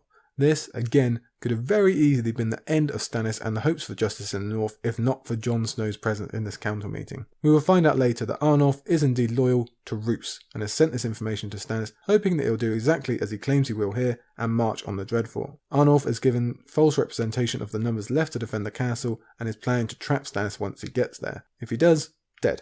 Dunzo. Even without this knowledge, Jon says only failure lies in this choice. If I take the Dreadfort unawares, you won't, Jon blurted. It was as if he'd whacked a wasp's nest with a stick. One of the Queen's men laughed, one spat, one muttered a curse, and the rest all tried to talk at once. The boy has milk water in his veins, said Sir Godfrey the Giant Slayer, and Lord Sweethuft, the Craven sees an outlaw behind every blade of grass. In the end, Jon is brave enough to stand up for the truth. He easily could have kept his tongue here. He could have said, if you want to disagree with me, or listen to your Queen's men idiots, then go for it. It would probably do more for my image both here at Castle Black and down in King's Landing anyway. Jon could have let the derision or the name-calling stop him. He could have claimed it would be breaking his oaths, but he doesn't. He just tells the simple truth.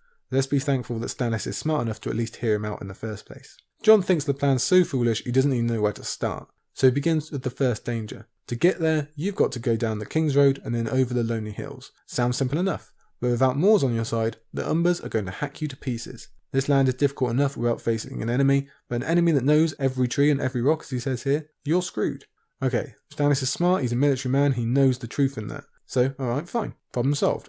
I'll surrep Moore's term, and there we go. Nuh-uh, says Jon Snow, because then you've got to deal with the castle itself. As we saw in Theon's chapter, it is not a friendly place. And Jon explains in a moment, he knows the castle personally, and its strength. It's well provisioned, it's got massive towers and walls. It took 2 years for an ancient Stark to starve them out. What hope do you have in this current situation? It'll be incredibly tough to take, and before you know it, the Boltons will be behind you, stranding you in the middle of the north with winter coming, dwindling food, and no way to get back to your lone friendly base in this kingdom. Hang about, says Stannis. We've just established the Boltons are headed to Moat Cailin, so they can't be defending their castle or planning a trap. Again, remember this is 100% what Arnulf was planning anyway, and the Dreadfort absolutely will be defended. Basically, it's the second Death Star plan in Return of the Jedi. This could have all ended up very easily with Stannis having to do an Admiral Akbar impression, it's a trap, and that kind of thing. Only Jon is protecting him from that. And Jon, again, doesn't even know that, but he knows the danger. He can sense it. The Southerners believe Moat Cailin is going to be a real issue and keep the Boltons tied up for an age, allowing them a good shot at the Dreadfort. Yet again, Jon's knowledge as a Northerner is absolutely indispensable, and Stannis would have been beyond screwed about it. The Southerners have only ever considered Moat Cailin from one side, the south. They don't know about his weaknesses to the north, the ones Ramsay is about to expose. Moat Cailin is going to swing open like a saloon door, and a huge army is going to head straight for them at the Dreadfort, or even beat them there. Jon turned back to Stannis. Sire, this is a bold stroke, but the risk, the Night's Watch takes no part, he thought. Baratheon or Bolton should be the same to me. If Roose Bolton should catch you beneath his walls with his main strength, it will be the end for all of you. So Jon allows himself a final moment to wonder if he's overstepping his mark, but at the end of the day, if he doesn't, it can only result in a slaughter. And it just so happens that will be really bad for him personally, as both a Stark and a Lord Commander. The Southern Lords have still not had enough of Jon's logic and reason. They still contend the risk is worth it for risk's sake, that they'll be fighting 50-old men or young boys, that they'll have the Karstarks joining them. Even Stannis says they can raid siege towers and take this castle. He also seems initially to have ignored Jon as he declares that all women will be left behind, numbers be damned, and that the wildlings will go with them to make up their van, and Jon is going to have to equip them. Big sigh time. He means to plunder our armoury, Jon realised. Food and clothing, land and castles, now weapons. He draws me in deeper every day. Words might not be swords, but swords were swords. Oh dear. He only meant to give some advice, now he's ending up providing actual war equipment. The Night's Watch position was dodgy enough when it was food and shelter, but this? Never mind the Iron Throne. Imagine the uproar from Jon's own men, from this king who dumped thousands of wildlings on their doorstep, is then going to deprive them of anything to defend themselves with should they rise, or should another attack come on the wall. Jon tries to offer as little as possible, especially when he considers the fact these are wildlings, specifically he'll be arming. That's going to piss off the men even more, the Northern Lords even more, we're going to put them in a bad position when the war finishes, and basically we'll just get Jon scorned from every direction. Letting them through was bad enough, now you're arming them. It's that last point that Jon seizes on now to try and save the situation a bit. He asks for the wildlings to be left behind. Yes, that does mean more mouths at Castle Black, linking to the chapter opening. It means more soldier types to deal with, but it's better than the alternative. Again, Jon uses his superior knowledge of Northern heritage, culture and history to prove that taking the wildlings will also result in disaster, as there's no way the Umbers will let you through with them. One of Mors' own daughters was kidnapped by them. So just like that, we've gone full circle. This is the very first argument that Jon made against the march, and maybe he's finally got through. After showing some disdain for the Umbers and the other Northerners, Stannis finally orders everyone out so he can talk to Jon one-on-one. These Southern Knights aren't too happy, but they obey and leave, including Mance/Rattleshirt, who you completely forgot was there in the first place. I'm sure he relished learning all this specific information and getting a better measure of Jon Snow as a leader. All that is left behind is Melisandre, of course, as well as good old Devon. As we discussed back when the Wrong Way Rangers first came up, Stannis informs Jon that Horp and Massey both want Winterfell and maybe Val as well. He tries to goad Jon a bit by laying out the choice. Which would you have as Lord of Winterfell, Snow? The Smiler or the Slayer? Jon said, Winterfell belongs to my sister Sansa. Hell yeah, Jon, way to stick up for your sister. Yes, we know Bran and Rickon are alive and Robb's will is somewhere, but Jon doesn't. And even though Sansa is the Stark sibling he has the least connection to, he still sticks up for her here. It's the second time Sansa's rule of the North has come up, so we can all hop aboard Queen Sansa train that is slowly gathering steam. Stannis doesn't want to hear that though. Annoyed Jon didn't take the bait, he decides to be a bit more direct and brings up the offer he gave at the end of Storm. What if Jon was to become Lord of Winterfell? Wouldn't that be great for everyone? Jon gets his home, Stannis gets a lot more lords on his side via an alliance with Jon, and White Harbour specifically will be his, whose value he explains for us once again. It's win-win. It is not too late to amend your folly, Snow.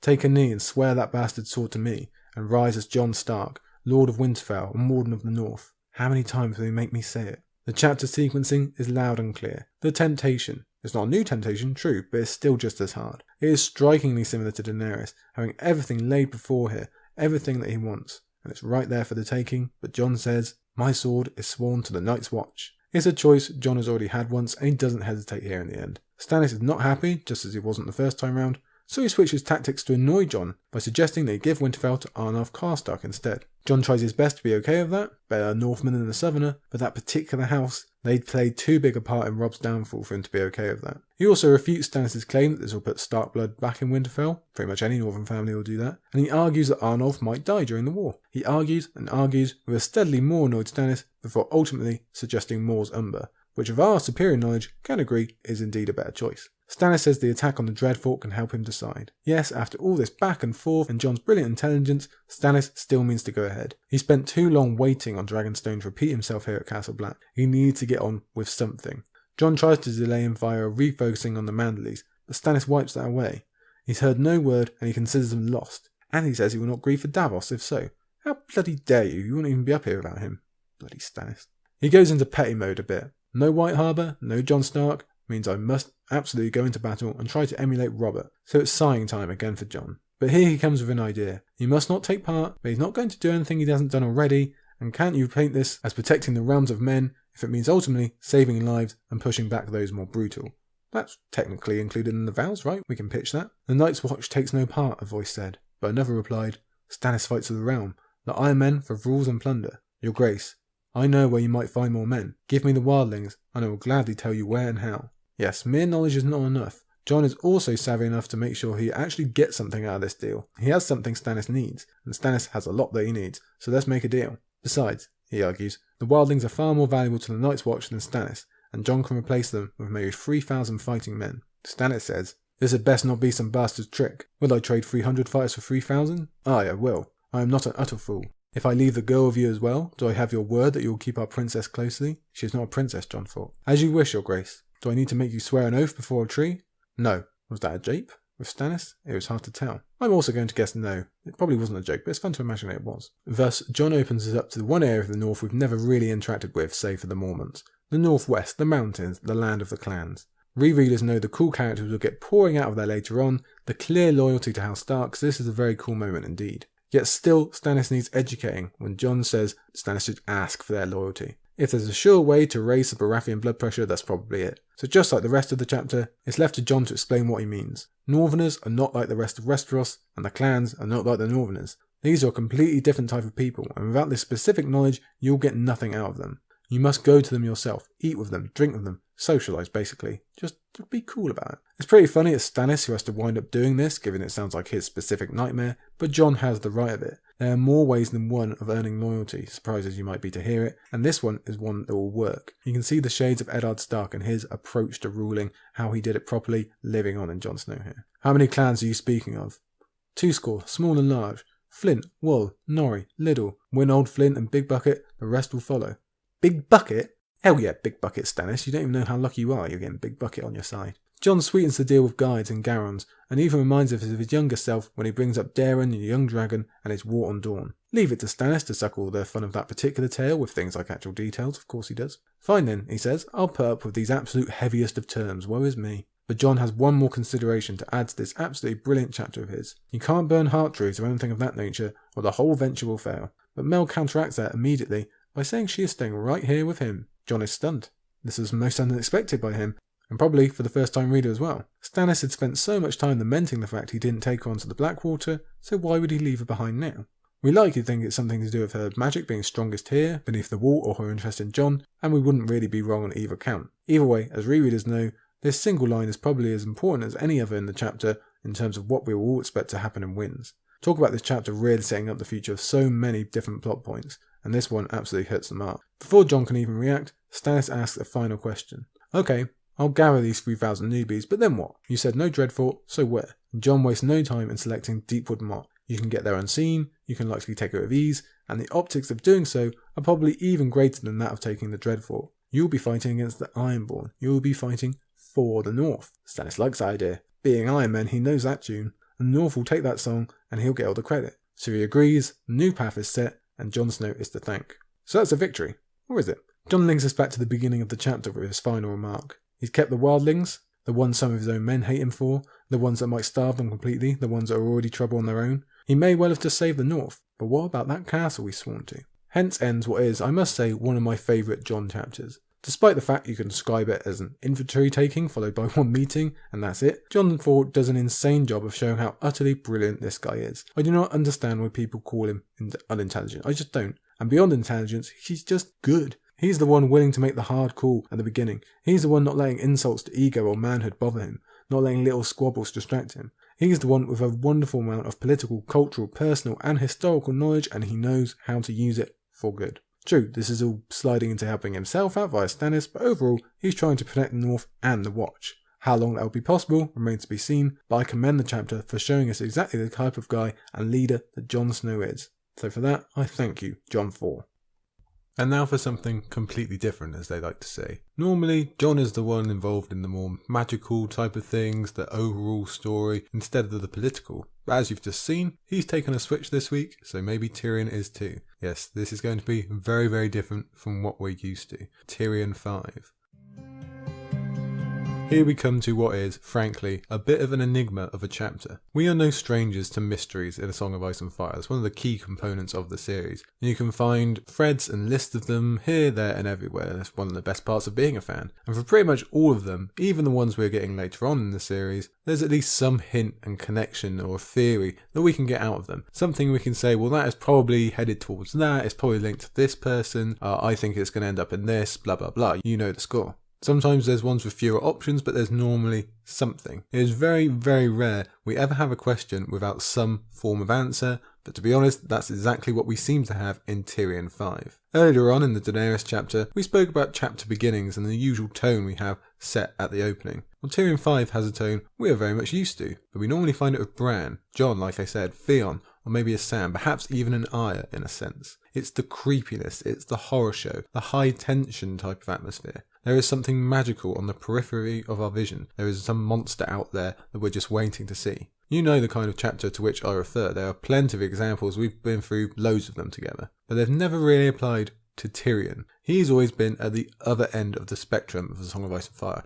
He's the political, he's the reality based, doesn't have any of those magical elements normally. Sometimes very, very slightly, but not normally. Sure, he's in new territory, physical territory here in Dance, but that overall setting hasn't really changed for him until we reach Tyrion V, where our half-man is thrown into something we might expect to find more commonly above the wall. This is a horror chapter, make no mistake. It's the same as the Night Fort, it's the same as Sam's March, even if not on quite the same level in intensity. But the key components are there. The idea of being watched or followed, being surrounded by wreck and ruin, everybody in the chapter clearly being on edge, and again the promise of monsters, of something just not being quite right. And George is a master of getting that feeling across to us, so you know it. And that atmosphere is set long before we even get to the truly creepy, completely mystifying, seemingly Matrix glitch type thing of Tyrion and the Shy Maid apparently passing under the same bridge twice while sailing down a straight river. To me, this is almost singular in the entire series as something just defying any explanation, and to be honest, is quite outside the norm for George. If this is some form of magic or sorcery, then it's a hell of a lot more potent than anything we've seen from Melisandre or anyone else. Magic is normally subtle, it's normally more reality based than you'd think, and it's nowhere near this extravagant. If, of course, it is magic, we've got no idea. Clearly, this whole thing is very much tied into the removal of the meeting with the Shrouded Lord, like we've previously discussed, and we can assume that this was some kind of build-up to that. But if the meeting was removed by George, then why leave this phenomenon in? Does that hint we'll still meet the Shrouded Lord in the future? That this event in itself is of importance? That maybe we'll get answers about it all one day? I sure hope so, because right now we have zero answers, to be honest, and that is most unlike us as a fandom. So that is obviously a huge part of this chapter we're going to dive into, the creepy aura and the idea of the magical, or at least the unnatural. All these things that are so unlike Tyrion, and yet that isn't even the main point of the chapter.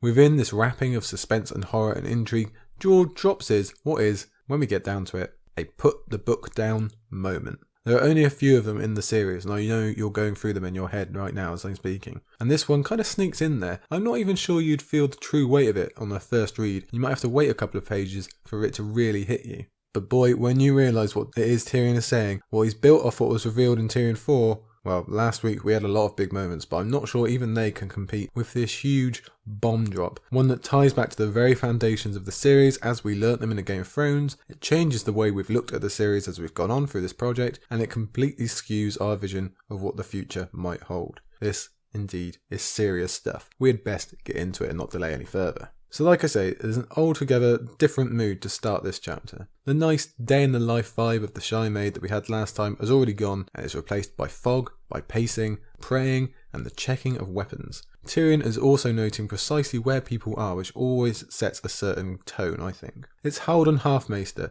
who verbalises the feeling of the crew finding themselves in an unwelcome spot. Given all the sights of the last chapter, the wide waters and the colourful turtles that almost seemed hard to imagine, well, we're in a very different place now. Tyrion tries to lighten the mood a bit by equating their surroundings to, it's just a little fog, chill out, while privately admitting to himself it's actually a whole lot of fog. So much so that he can't even see young Griff on the prow, that's the front for you landlubbers, and he's sitting in the ship's centre with what seems like a super important job, keeping the brazier lit. I know that we made a comparison to Sam's early horror chapters, well that's very much a part of it, isn't it? Keeping the fire lit. Remember that march down from the Fist of the First Men, how important keeping those fires with you, keeping them aflame was for everybody. It was like the whole thing, the whole point, and it feels a little bit similar here. Sights are apparently not enough for the mood to be complete, so Ysilla adds in some stories of sorcery and ships going missing in these mists, of madness and hunger, and the spirits left behind both above and below the waterline. Yeah, way to read the room, Ysilla. That's sure to keep everyone calm and breezy. Tyrion will need more than that to put him on edge though, or at least to publicly put him on edge. Privately, he again admits there is something not right here. Here's the quote. Though his tone was light, he was uneasy. This was a bad place, rank with despair and death.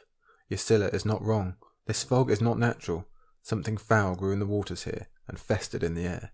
So as we seem to say at the beginning of every chapter we've read from George, job done in terms of setting the atmosphere and catching our attention early on. We want to know why this place is so creepy. We want to know what the eventual reveal is, because we always get one. Ysilla adds on more rumours of the dead coming for the living, which finally prompts Haldon Halfmaester to bring some logic into the proceedings. It is hunger that motivates the stone men, he says. Nothing edible grows here despite the presence of the river. And we get this cool world-building note of Volantis deigning to feed the stone men 3 times a year, though it's usually just to bring more victims to this cursed place rather than feeding. Curse seems to be the right word, for Ysilla and Haldon agree that neither the fish of the water or the air around them should be taken in. According to Haldon, it is because of Garen's curse, another name for grayscale as we've discussed before. Tyrion doesn't see the point in such a warning because the fog is completely inescapable, and he gives us another roundup of the symptoms of this disease that keeps creeping into the narrative, as well as several remedies claimed by the Maesters and the Septons. He mainly rounds it up by its effect on children, which is handy as we obviously know it best due to Shireen, but highlighting that children can never catch it again also highlights that adults do not have the same benefit. Either way, he tries to keep the conversation scientific by blaming foul humours in the air rather than anything more magical. But Ysilla really wants to make her mark in this chapter and claims this stain upon the world has lasted so long because it is even powerful enough to take down the Dragon Lords, as we get a very quick summary of Garren and the wars of the Rhoynish against the Valyrians. I think it's the second Spice War officially. I have to double check, but I'm pretty sure. If you need a quick refresher, this is one of my personal favourite parts of the World of Ice and Fire book, but you'll recall that this was a war about 1,000 years ago between the Rhoynish and then a combined force of the Valyrians and Volantis. The Rhoynish were represented or led by Prince Garren of Rhoyne, which is where we are now. And he actually had some initial success until, well, the Valyrians, they decided that, right, we'll take this seriously. And they sent 300 dragons out to deal with the problem. I think you can imagine what happened. And the legend goes, as we get a few hints of here, that Prince Garren was brought back to this city and put up in a cage and made to watch as it was burnt down around him. But then he decided, okay, in vengeance, I'm going to call upon the waters of the Rhoyne to come and sweep you all away and drown you. And apparently, that is what happened. Most readers will know the tail end of this story a little bit better because this is what kicked off Nymeria and her 10,000 ships escaping from the Rhoyne and ending up in Dorne, as we know. So back to right here, though we know the eventual victors, and obviously the Valyrians did a lot better than the Rhoynish, Ysilla is sure that her beloved Rhoyne and Garren took at least this one major win in managing to drown that force of Valyrians, and the resulting mix of water and fire produces the fog we see today, is what she says. It's a quick tale here in the text, but like I say, it's a great part of the World of Ice and Fire book, and one of my personal favourites. Though he'd never admit it, Ysilla playing the Associ version of Old Nan does actually work on Tyrion. The stump of Tyrion's nose was itching again. He gave it a scratch. The old man may be right. This place is no good. I feel as if I am back in the privy again, watching my father die. Young Griff, being imbued with either the confidence or the ego of youth, sheds off such worries even as Lemore brings up this shrouded lord figure that we've discussed so much. That in turn brings Yandri into the conversation on his wife's legend-based side by claiming whatever the shrouded lord is, he has ruled this part of the world since it became like this. And many will tell you it was Garren himself, the spirit, the legend. Like we spoke about when we brought this up before, there is an opposite taking that Howden champions here, that the Shrouded Lord is a title merely inherited or taken up whenever the last one dies by mortal figures, creating the impression of someone living for 1,000 years. We've certainly seen this kind of claim about the older figures of Westerosi history, the original Durans of Storm's End or the Garth Greenhand of the Reach. Alas, this is all a mere tease from George right now. Assumedly, Tyrion would have found some kind of answer in the cutscene of their meeting, but we may never find out about this particular history of this particular figure. I suppose there is a possibility that someone will have to travel back up this route in Winds, maybe Jaehaerys and Archibald alongside the Tattered Prince on their way to Pentos, I don't know. Other than that, well, technically, Tyrion, Barristan, Daenerys, Victarion are all possibilities as POVs, but it's very hard to imagine that being put into place. Perhaps we'll hear of some meeting from a non-POV character, but I think it much more likely we're probably not going to meet this guy. Whether he be pirate, corsair, or kind of godlike legend figure, we don't know. Griff tries to regain some sense by ordering everyone to shut up, but in a display of his perhaps less than stellar leadership skills, that order is immediately ignored by Lemore, gasping, "What was that?" George really wants to create this horror atmosphere that we know he's so capable of, and a sure way to do it is by having someone point off screen, sure that they've seen something no one else can see. Now we're all just waiting for someone to burst out of this fog and make us jump, but George knows his old craft. Hint and make us wait so this feeling grows. This would be creepy enough on its own, but they're also happy to be sailing through this ruined city, and they pass fragmented statues, and they see staircases that go nowhere. The city and fog work in tandem to make each other seem so much worse. We've already seen ruins on this trip, but they seem to pale in comparison to the scope of destruction that we see here, and Yandri confirms to us that we've come to what was once the most beautiful city on the Rhoyne, as well as the richest, Rhoyne, the festival city, and look at it now, completely ruined. George seems to keep hitting us with this message during this trip through Essos, that things can change, and being grand and powerful and rich as you might be, it all amounts to the same ability to fool. Whether we want to take that message as evidence of the destructive powers of dragons, or purely that a fool can come to anyone, is up to us. But when George gets repetitive on a point, it normally means something. I personally take it as a warning that the Westeros map, maybe even the Essos one as well, is not going to look the same when we finish. We might be really expecting that for King's Landing, but I doubt it to only end there. Old Town might end up just as submerged as this place. Literally anywhere is vulnerable to dragons, whether they are directed by Daenerys or someone else. The point being that this kind of destruction can happen anywhere, and we've already seen so much unthinkable history happen in the Seven Kingdoms through the first 3 books especially, we've discussed that before, but I bet it's going to seem truly tame compared to what we get in the last 2. All these structures, all these things that people are certain of that will never change, probably going to change, and going to die. Just as Tyrion is thinking, too rich, too beautiful, which could easily apply to half of his family as well, and on the dragons that did this, he sees a half-seen shape with pale, leathery wings beating at the fog. So are we to believe this is Tyrion's first half-sighting of a dragon? That Drogon could have possibly come this far?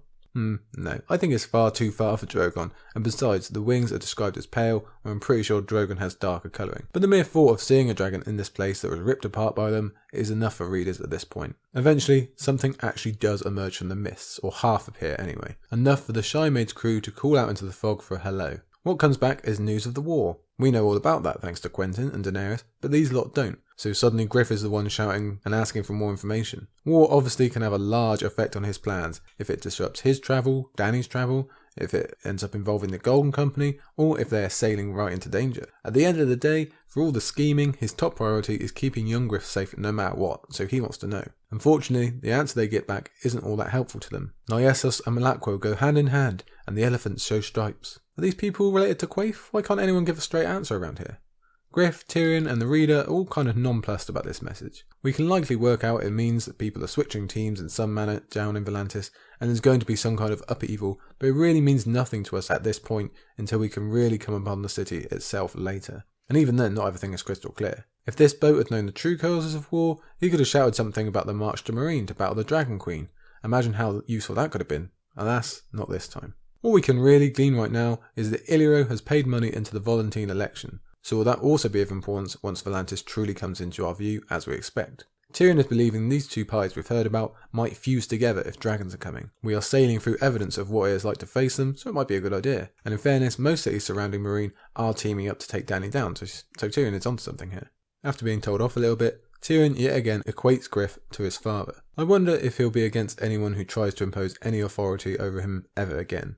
He shows another Tywinnism over what will keep a man true and his sincere belief that only blood and steel will do. So something else I wonder is if we'll see evidence of this in the future, this change from his lifelong backup line of gold to a new, more violent one. Here's another quote. The little man stirred the coals again and blew on them to make them burn brighter. I hate this. I hate this fog. I hate this place, and I am less than fond of Griff. The mood has changed on the boat, but also within Tyrion himself. In Tyrion IV, he was probably the happiest we've seen him so far, or at least the most not unhappy we've seen him. But that's gone now. His mood is black and dark thanks to this horrible fog. You have to wonder if it's purely this sense of oncoming danger, the creepy setting, or whether there are actually foul humours in the air making him feel worse. Lots of people theorise that Peter Baelish uses candles to incite certain moods, so if that's true, why can't a cursed fog do the same? Tyrion's mood is so dark he even contemplates using those poison mushrooms he has hidden in his shoe to murder Griff. It's not like it's something he's actually tried to act on, but still, this announcement is incredibly jarring. We've seen Tyrion want to murder people, we've seen him actually do it as well, but normally these feelings have come after a long build-up and an understandable reason or motivation. This is different. This is completely different. Tyrion honestly entertains the idea of cold-blooded murder of a man who obviously means something to a fair few people. This would wound people emotionally. And it's merely because he's been a bit short of him. Other than banning alcohol, that's literally all Griff has done. And Tyrion has only known him for a matter of days. But the merest comparison to Tywin, and that's apparently enough for Tyrion. My, how far he has fallen. This is not a good look for him. Further and further the boat goes, with the settings not improving their mood one iota. George decides to double down on this idea of devastation and loss by having them drift past what was once the Palace of Love and has now become the Palace of Sorrow. All ruined, all desolate, all fallen. It's quite fitting for Tyrion himself to see these specific sights. What we are witnessing in this scenery is exactly how Tyrion feels about his own life. Okay, he might not have referred to himself as the Festival City, but he once did feel on top of the world, perhaps even twice if we count his handship, and now feels his entire life and his control of it have become ruined, desolate, and fallen, just like this place. And again, it's just another good reminder for us. This palace was 10 times the size of the Red Keep apparently, and 100 times more beautiful. That bit's not so difficult. And it still went down and became this haunted, horrible ghost ruin. So what does that say about the actual Red Keep's chances? Tyrion is seriously not in the correct mood to be fixating on things that have gone downhill or matters of love, but that's exactly what he does here. The ruin was sad enough, but knowing what it had been made it even sadder. He imagines what once was and has now been lost forever, which is exactly what he figures his own happiness to be as well. Naturally, the idea of lost love and marriages points him towards Tysha, but he is so foul right now he does not dwell on the short beauty they had together, and instead finally allows himself to feel the pain of who he believes is to blame. Tyrion has resisted thinking about Jaime for essentially the entire book thus far. Hating Tywin is easy. he already felt like that, and even something as horrific as the Tysha episode isn't completely unbelievable for him. But Jaime, well, that's a different matter. Here's the quote. "He was my own blood, my big strong brother. When I was small he brought me toys, barrel hoops and blocks and a carved wooden lion. He gave me my first pony and taught me how to ride him. When he said he had bought you for me, I never doubted him. Why would I?"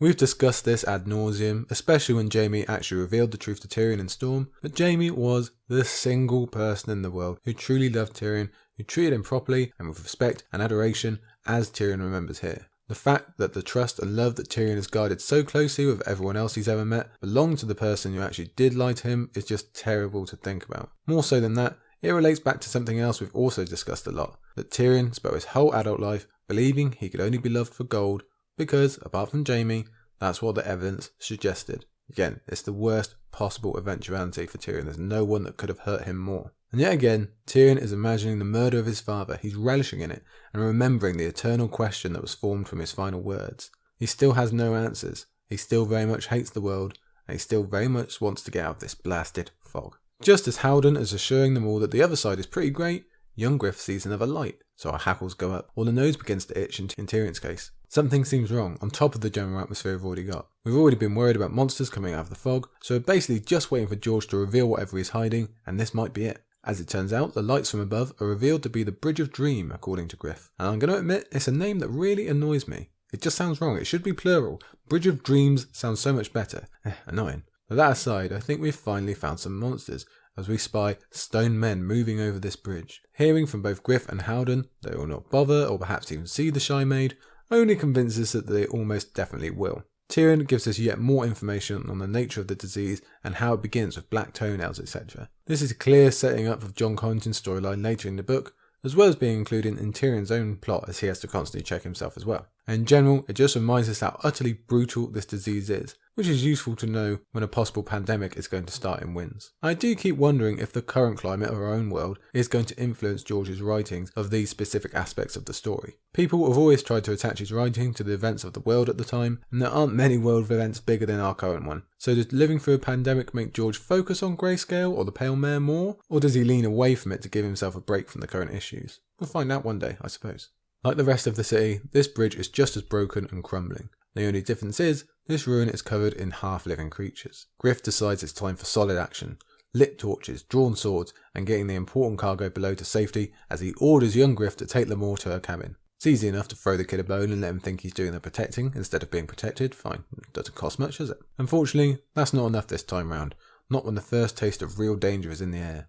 Later on in the book, Jon Connington will look back to this time and the times before where the name young Griff was in full use, and he'll think of it fondly as an era where he could control the lad and would be obeyed. Later on, when his supposed true name is revealed, he'll believe himself far above the orders of one Jon Connington, and the seeds for that dynamic are set here as young Griff throws a Paddy about being sent to bed early. We get the impression this kind of interaction has happened plenty of times before, and it's usually gone Jon Conn's way, but not this time. The lad is aware he's been wrapped in cotton wool, and now that something's actually happening, he wants to experience it. You can't blame him. You can't be told you're like Mr. Destiny and then never be allowed to do anything. That's not going to work for any teenager.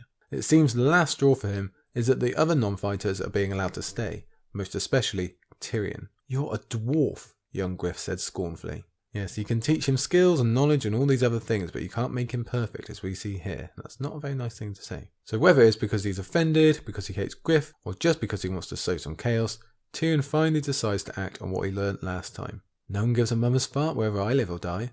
Least of all me, he thought. You though, you are everything.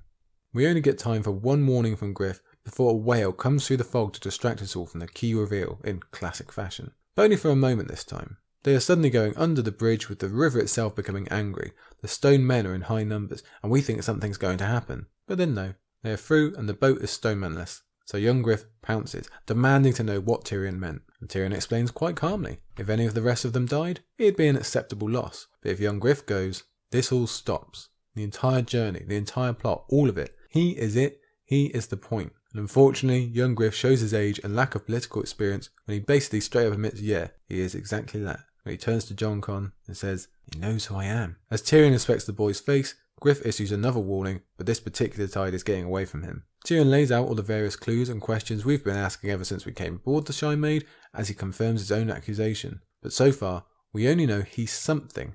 of importance. We haven't been told what. So here comes the big moment of the chapter. One of the biggest moments of the book. And like I said earlier, definitely one of those put the book down times. I admit, you have noble features for a dead boy. The boy flushed. I am not dead. How not?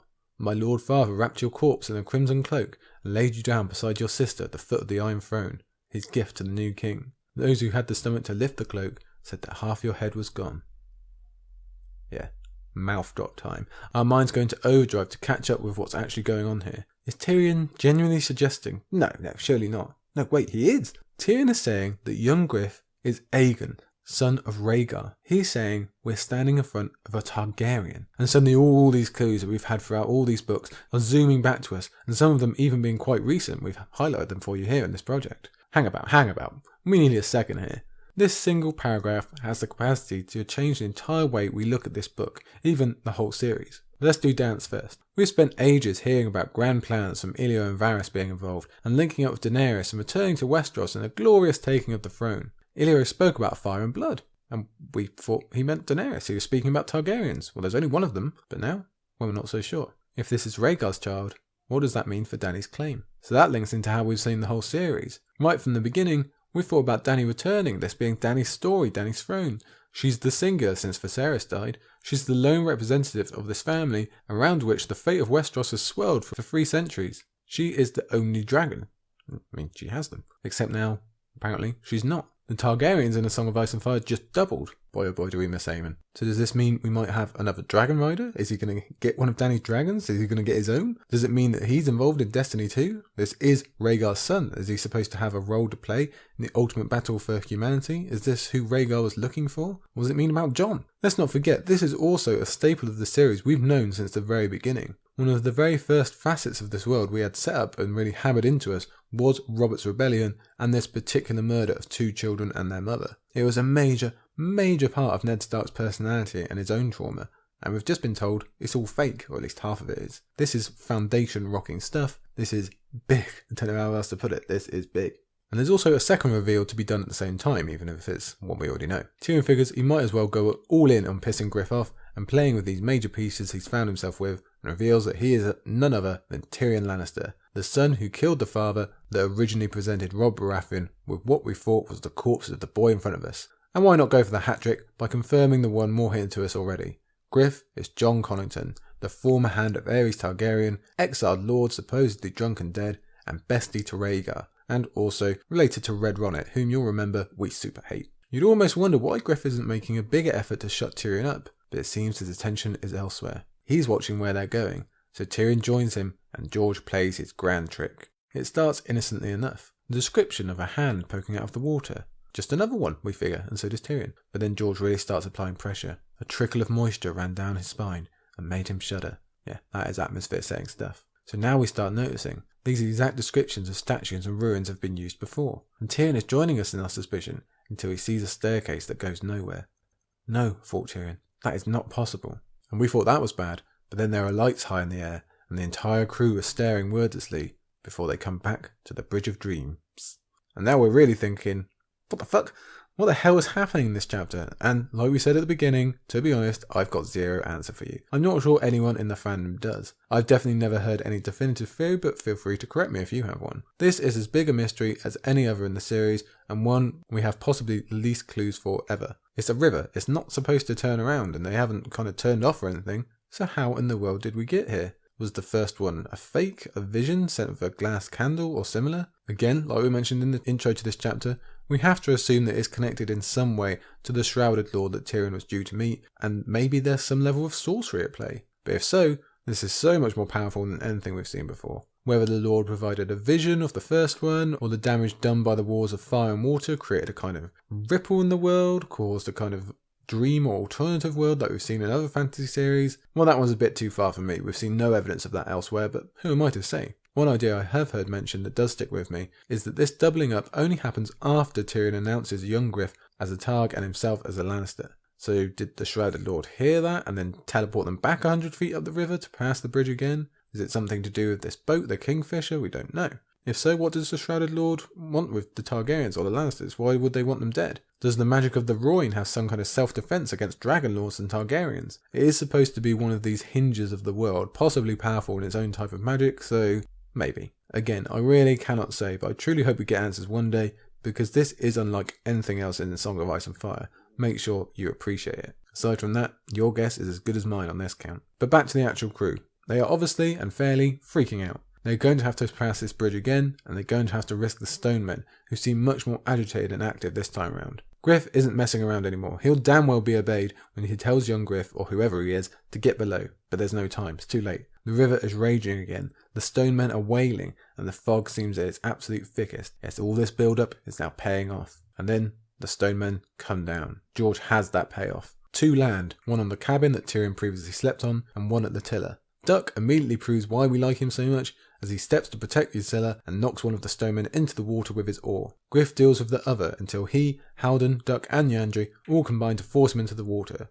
So huzzah, victory, long live the Shy Maid, we've done it. Except we forgot that George almost never does things in pairs, he likes threes, and so do the Stone Men apparently. There's one more, and he stood right behind Tyrion. But it's not Tyrion the broken creature wants, it's young Griff. The point of this expedition, as Tyrion explained, and someone we would be really, really pissed about if he died so early, just after we get so interested. So are we to take this as some kind of hint as well? The Stone Man apparently wants young Griff, he's going for him, so is that just random, he just happened to land by him? Or is this some mission sent by the Shrouded Lord or whoever controls him? Clueless, we're absolutely clueless. For right here and now, remember an age ago on the high road, when Catelyn Stark and her party were being attacked by the mountain clans? When Catelyn was in danger, Tyrion didn't even bother to think, he just acted, possibly saving her life. It's 5 books later, and yet that core goodness in Tyrion lives on. Young Griff means nothing to him. He supposedly hates the world, and yet no one remembered to tell his soul. For the first time since the Blackwater really, Tyrion has to actively, physically fight for his life. Let me describe it to you.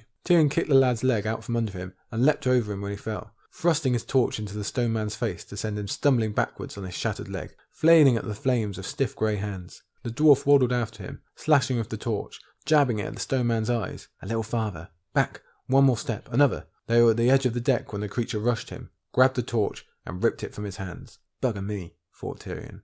It's brave. Incredibly brave. It's just saved a life. But possibly, it's costly as well. Tyrion might have just given his life for young Griff, and when we consider what we've just discovered as first-timers, or even what we know as rereaders, can you imagine the unknowable amount of fates Tyrion has just changed by keeping this guy alive? These are the arcs of the entire world we're dealing with here. So we're left with one of the most important characters we've ever met, a bleeding, wailing Stone Man, and just Tyrion between them, now unarmed and helpless. Someone is shouting about protecting the prince. We can assume that's Griff, but Tyrion doesn't focus on that, he doesn't think at all. Once again, he just acts. When the Stone Man moves, so does Tyrion. Tyrion drove a shoulder into him. It felt like slamming into a castle wall, but this castle stood upon a shattered leg. The Stone Man went over backwards, grabbing hold of Tyrion as he fell. They hit the river with a towering splash, and Mother Rhoyne swallowed up the two of them. Tyrion claims he hates the world, hates its people, hates everything. He's not supposed to care anymore. And again, he's surrounded by people that mean nothing to him technically. He owes them nothing, he's known them for like 10 minutes. Yet when it comes down to the basicness of protecting a child, he does so.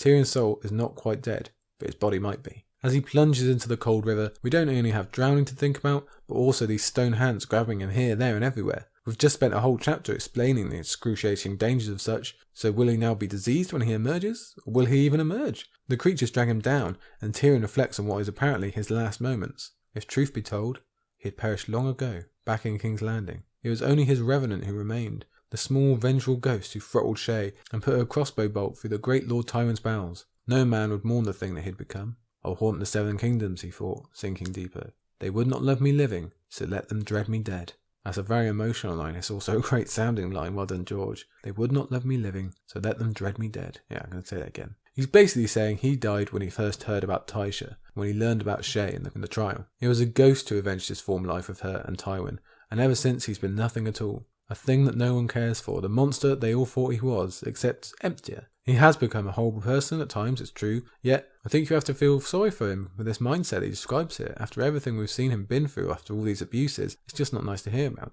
And he's also ignoring the fact that he just sacrificed himself to save somebody else. Somebody who might have a major effect on the world, who might even bring the vengeance he wants against his own family. But ignoring that caveat, that larger idea, he did a good deed. He saved a life, but gives himself no credit for it. It's incredibly telling of his overall mindset. but he just needs to give himself a little bit more love. There is something worth saving in him. He's not completely gone yet. He's just proven that to us. So the chapter ends with one of the more major cliffhangers of the series for so central a character. I'm not sure how many first-timers would even fall for this. I think we all expected Tyrion to survive in some way, but a chapter full of tension and creepiness full-on delivers with this mysterious end. How will he be saved? Will he then be diseased? Will this change his outlook? Will he have some new appreciation for life? No, unfortunately he won't. And what does everything about young Griff mean for the future and for Daenerys? And how the hell did they get back to that damn bridge anyway? Some answers we'll begin to get, others we really won't. But I think you'll agree with me, that is a very, very important chapter. A different one for Tyrion, a real enigma in his arc, but incredibly important, not just for him, but for the entire world. We really have learned something critical here. We'll look back one day and think, that's where it started. Yeah. For rereaders, we know the change that this sparks. Again, that young Griff is alive, that's obviously quite important, but also what it means for Jon Collington when he saves Tyrion, the disease that comes out with him, that might have a really widespread effect on Westeros. That all started here as well. The fact that Tyrion is saved, the effect he's going to go on and have on the world, as well as his also having to check about Grayscale. The effects of such a chapter, such a creepy, weird, horrible little chapter, cannot be understated. It really is a big one today. But we have one more to go, and lucky us, it's our favourite. Let's get to him now. This is Davos III. So if we're leaving Tyrion to deal with the mystical and occult this week, then we can form a nice little political sandwich for him by revisiting the ever-growing subject of the Northern War as Davos keeps up his incredibly frequent streak and gives us a whole heap of information about how the two sides of this conflict are forming. It really does seem like we are zooming along Davos' arc. It seems to be going faster than any other arc I can remember in a single book, and I don't want it to be over so soon. We've been lucky enough to have him for 3 straight weeks, which is great because we love the guy. And although we will have 2 weeks without him now, we only have one final chapter and then he's gone forever, so we have to appreciate what we can. It still really stands out to me just how flash in the pan he and Bran are. We've just been hopping from place to place with Davos as we reach this famous chapter of the Mermen's court, where it will seem all of our worst worries about the young knight are confirmed. Davos 2 was about hearing how thin the chance is and then taking the leap anyway. The keeping of faith and Davos' trademark undying loyalty. In most stories, when something like that happens, it means that success is coming. But George has no interest in most stories. All through Davos' arc, we've been asking if George is really going to make us watch the death and downfall of Davos Seaworth, and according to Davos III here today, the answer is yes. Here, George springs his great trap, and our collective hearts leap into our mouths. To accompany that feeling, we have the appearance of Freys for the first time in this book, a family who will feature more than you might have guessed just reading the blurb, and the rereader will notice the setup of many future favourite storylines. But in the here and now, perhaps the atmosphere is not so different from Tyrion's previously. We are going to get annoyed at Wyman Manderly's supposed betrayal, the lies about Robb Stark and the Red Wedding, and the general abandonment of House Stark in general, all aside from one very impressive young woman. The Manderleys are a truly interesting house. I was lucky enough to go really in depth on everything about them on a podcast I penned for History of Westeros way back in the day, and this is our best ever look at them collectively in the series. We've spent a lot of time with Willis and Wendell, but nothing compares to this particular look in them and their spectacular Mermen court. What a shame it ties into this feeling of impending doom. So let's head in then to see Davos in his usual spot of a pretty sticky situation, some Oscar-worthy acting, and the setup of one of the book's most prominent storylines in the Battle for the North. Let's have a quote to get us started. His lordship will hear you now, smuggler. George plays a trick early in this one. To take the first few lines at their word, it seems almost to be a direct follow-on from Davos 2. That chapter ended with Davos walking up to the door and demanding to see Wyman Manderly. This one opened to him being taken to see Wyman Manderly, so thumbs up, that's good. Davos has succeeded, even if he is being called a smuggler instead of sir or something more respectable. He's even being escorted by a knight, a Manderly, no less. This is going very well considering his track record. Alas, the illusion only lasts for 4 paragraphs before something much more familiar is presented. Davos had come to White Harbour as an envoy, but they had made him a captive. Okay, that's not so good. Yes, he's a prisoner treated with respect according to his station, but he's still a prisoner. He has nice rooms and views, but he can't leave them. Let's think of Sansa or Arianne and their similar situations. Yes, this is the Davos we know and love. Spending time in an essential dungeon, apparently down on his luck and needing a plan to get out of it. In fact, his being marched along by guards is pretty identical to the opening of his first chapter in this book. Some things just never change. We learn that this has gone on for a full 18 days now, as well as getting a nice note that the captain of the Cobblecat, Casso Mogat, waited for an extra day before leaving. Oh, what a nice guy. I hope we see him again.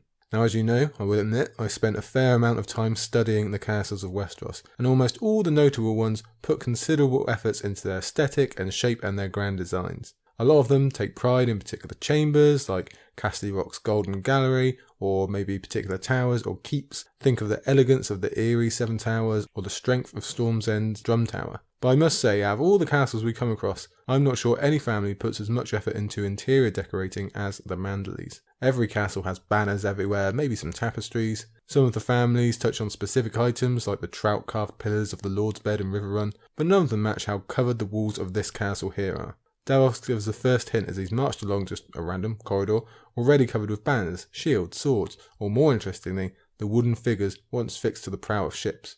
That's pretty damn cool, we're not even in the main room yet. Luckily, we don't have to wait as Davos is escorted into and announced within the Mermen's court. If we thought that corridor was cool, then what about this? And I am going to read it to you at length. Its walls and floor and ceiling were made of wooden planks notched cunningly together and decorated with all the creatures of the sea. As they approached the dais, Davos trod on painted crabs and clams and starfish, half hidden amongst twisting black fronds of seaweed and the bones of drowned sailors. On the walls to either side, pale sharks prowled painted blue-green depths, whilst eels and octopods slithered amongst rocks and sunken ships. Shoals of herring and great codfish swam between the tall arched windows. Higher up, near where the old fishing nets drooped down from the rafters, the surface of the sea had been depicted. To his right, a war galley stroked serene against the rising sun.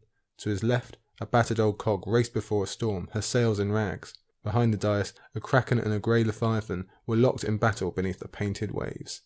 Wow, that might be the longest quote we've ever done, and there's good reason, because that is incredible. It's jaw-dropping. This might be the best looking room we've ever been inside in Westeros. And if we want to talk about Zelda looking rooms, or ones that are at least memorable, well, the Manderleys decorator certainly hit their brief, didn't they? That sounds cool. I want to be in that room. Unfortunately, this room, this court in fact, has people in it as well. They're lots of fun, and lots of them. But it's a nice little note that most of these people are either women, old men, or young men. Few things show the aftermath of war so clearly, although I suspect this might be a ploy of Wyman Manderley's to project a certain image to the Freys and Boltons so that he can later commit a smaller number to their cause than he might actually command, maybe allowing them to come and join in later, perhaps via those white knife boats that we know about. There's Septons and Holy Sisters too, another small detail to remind us of the Seven's presence here. But we're already past them because here come the Freys. And even though we're now 2 books removed from the Red Wedding, we readers do not forget. No. The casualties they suffered in Feast are not enough to appease us. We hate them. They betrayed Robb Stark. They ended his war. And now they dare to step foot in his lands. Well, we shall see about this. Davos had learned to read men's faces long before Maester Pylos had taught him to read words on paper. These Freys would gladly see me dead, he realised at a glance. And they hate Davos on top of everything? Right, that is quite enough. We will deal with them. So far in this chapter, excluding the cool design, it's not been great news. Davos has been imprisoned, and there's plenty of Freys already within the court. Well, things look even worse when Davos looks upon Wyman Manderley for the first time and does not find a hint of warmth, let alone friendship. That, on top of his apparent deteriorating physical condition, is not going to fill us with confidence. Gods be good, thought Davos when he saw Lord Wyman's face. This man looks half a corpse.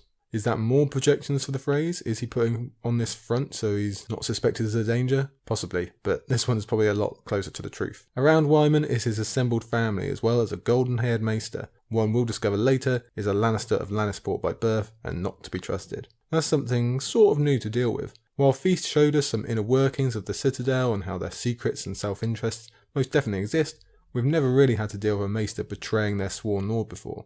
So that whole idea of maester plotting is present in our minds once again. But what of the family that we'll slowly meet as we move through this chapter? We've already met Sir Marlon, the cousin, a tall knight, and though it's unbeknownst to us yet, we have Wyman's daughter-in-law, Leona Woolfield, wife to the still-captured Willis, as well as her 2 daughters, Wyman's granddaughters, Winifred and Wyler.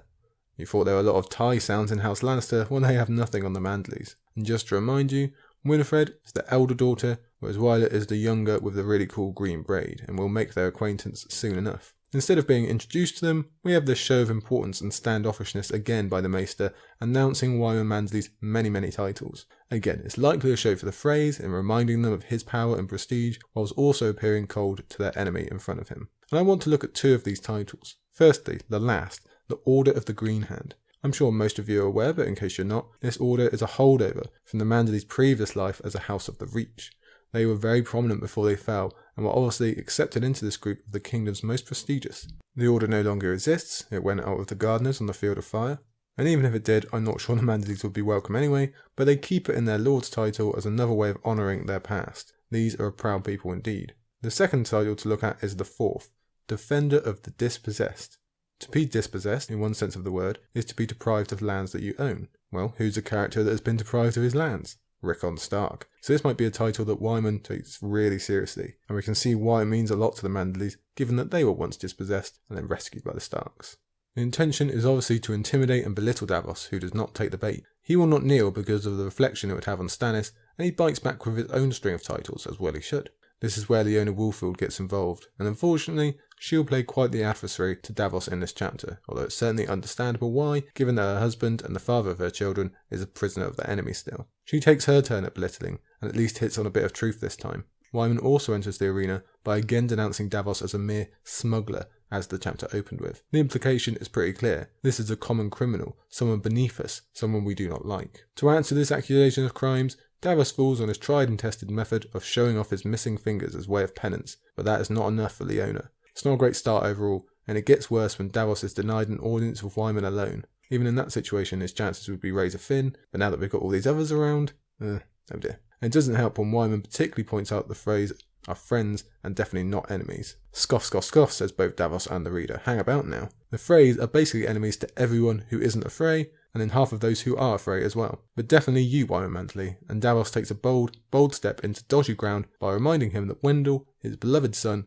was killed by them at the Red Wedding, where they had sworn him friendship and protection. It's time to let the Frey lies out, of course it is. And we're no stranger to Frey lies in general, are we? In fact, we're very familiar with them. And we've even heard some specific ones about the Red Wedding, but I don't think we've ever heard any so egregious as what is claimed right here, that Robb Stark changed into a beast and killed Jingle Bell. So I guess Catelyn is off scot-free, so how are they justifying her supposed death? That never really gets brought up. Before taking out Wendell as well. And note the Freys are happy enough to paint Wendell as a hero just to make Wyman happy, when in reality we know that Wendell never even got the chance to be a hero like the Small John say, because he was one of the first to go down. The enormity of the lie made Davos gasp. Is it your claim that Robb Stark killed Wendell Manderley? And apparently it wasn't just Robb. All the Northmen, but apparently not Wendell I guess, had this mystical ability to change into wolves, and it was only the phrase heroic gallantry that stopped such evil, as if the Red Wedding actually resembled a scene from the Companions questline of Skyrim, where they fight the Silver Hand. The man was smirking as he told the tale. Davos wanted to peel his lips off with a knife. That's a very vicious thought from Davos, but yeah, don't we all? The punkish attitude of these bastards. Oh, they need a smack, they really do. And then again, we think that about a lot of Freys, so we should probably be specific now and highlight the actual ones we're dealing with here in this chapter. Of the three presented here, Rhaegar probably takes the centre in terms of relating to the rest of the book, given that he is Aenys Frey's son. Aenys we know well from the War of the Five Kings, and he'll be one of the main two to shack up with Roose alongside Hostine later in the book. Rhaegar has been widowed by this time, so that's going to allow to his betrothal to Winifred here, as we'll find out later, an idea that horrifies us and really should horrify Wyman. Again, we'll find out later that it does. Also later on, Wyman will curse this man, this worm, for daring to have a dragon's name. And we must admit it's pretty good chapter sequencing to introduce him here, given that true Rhaegar was just brought up a chapter ago with Tyrion. Simon Frey, who I don't think even actually talks in this chapter, we know next to nothing about in truth. He is an actual son of Lord Walder Frey though, but he's not done anything of note before this, and neither of his close kin, and he's the seventh son, so who cares. But it is the quiet ones we must watch, as we find out later that Simon has been included to run this contingent's espionage program, as he tries to sow spies in Wyman's court through bribery or seduction. I don't think it's a massive leap to say that Simon might be the smartest of this trio. Finally, we have Jared, the one who's speaking here and speaks the most through the chapter. The smirking, arrogant ass, telling lies about the Red Wedding and Robb Stark. Jared has actually been around a whole bunch, and is prominent in his own right. He's the fourth son of Lord Walder Frey. We saw him right back at the hand of the tourney. We saw him again when Robb came to the twins for the first time, when Arya was at Harrenhal, etc, etc. As for children, like he says here, his son Titus was one of the few Frey casualties at the Red Wedding,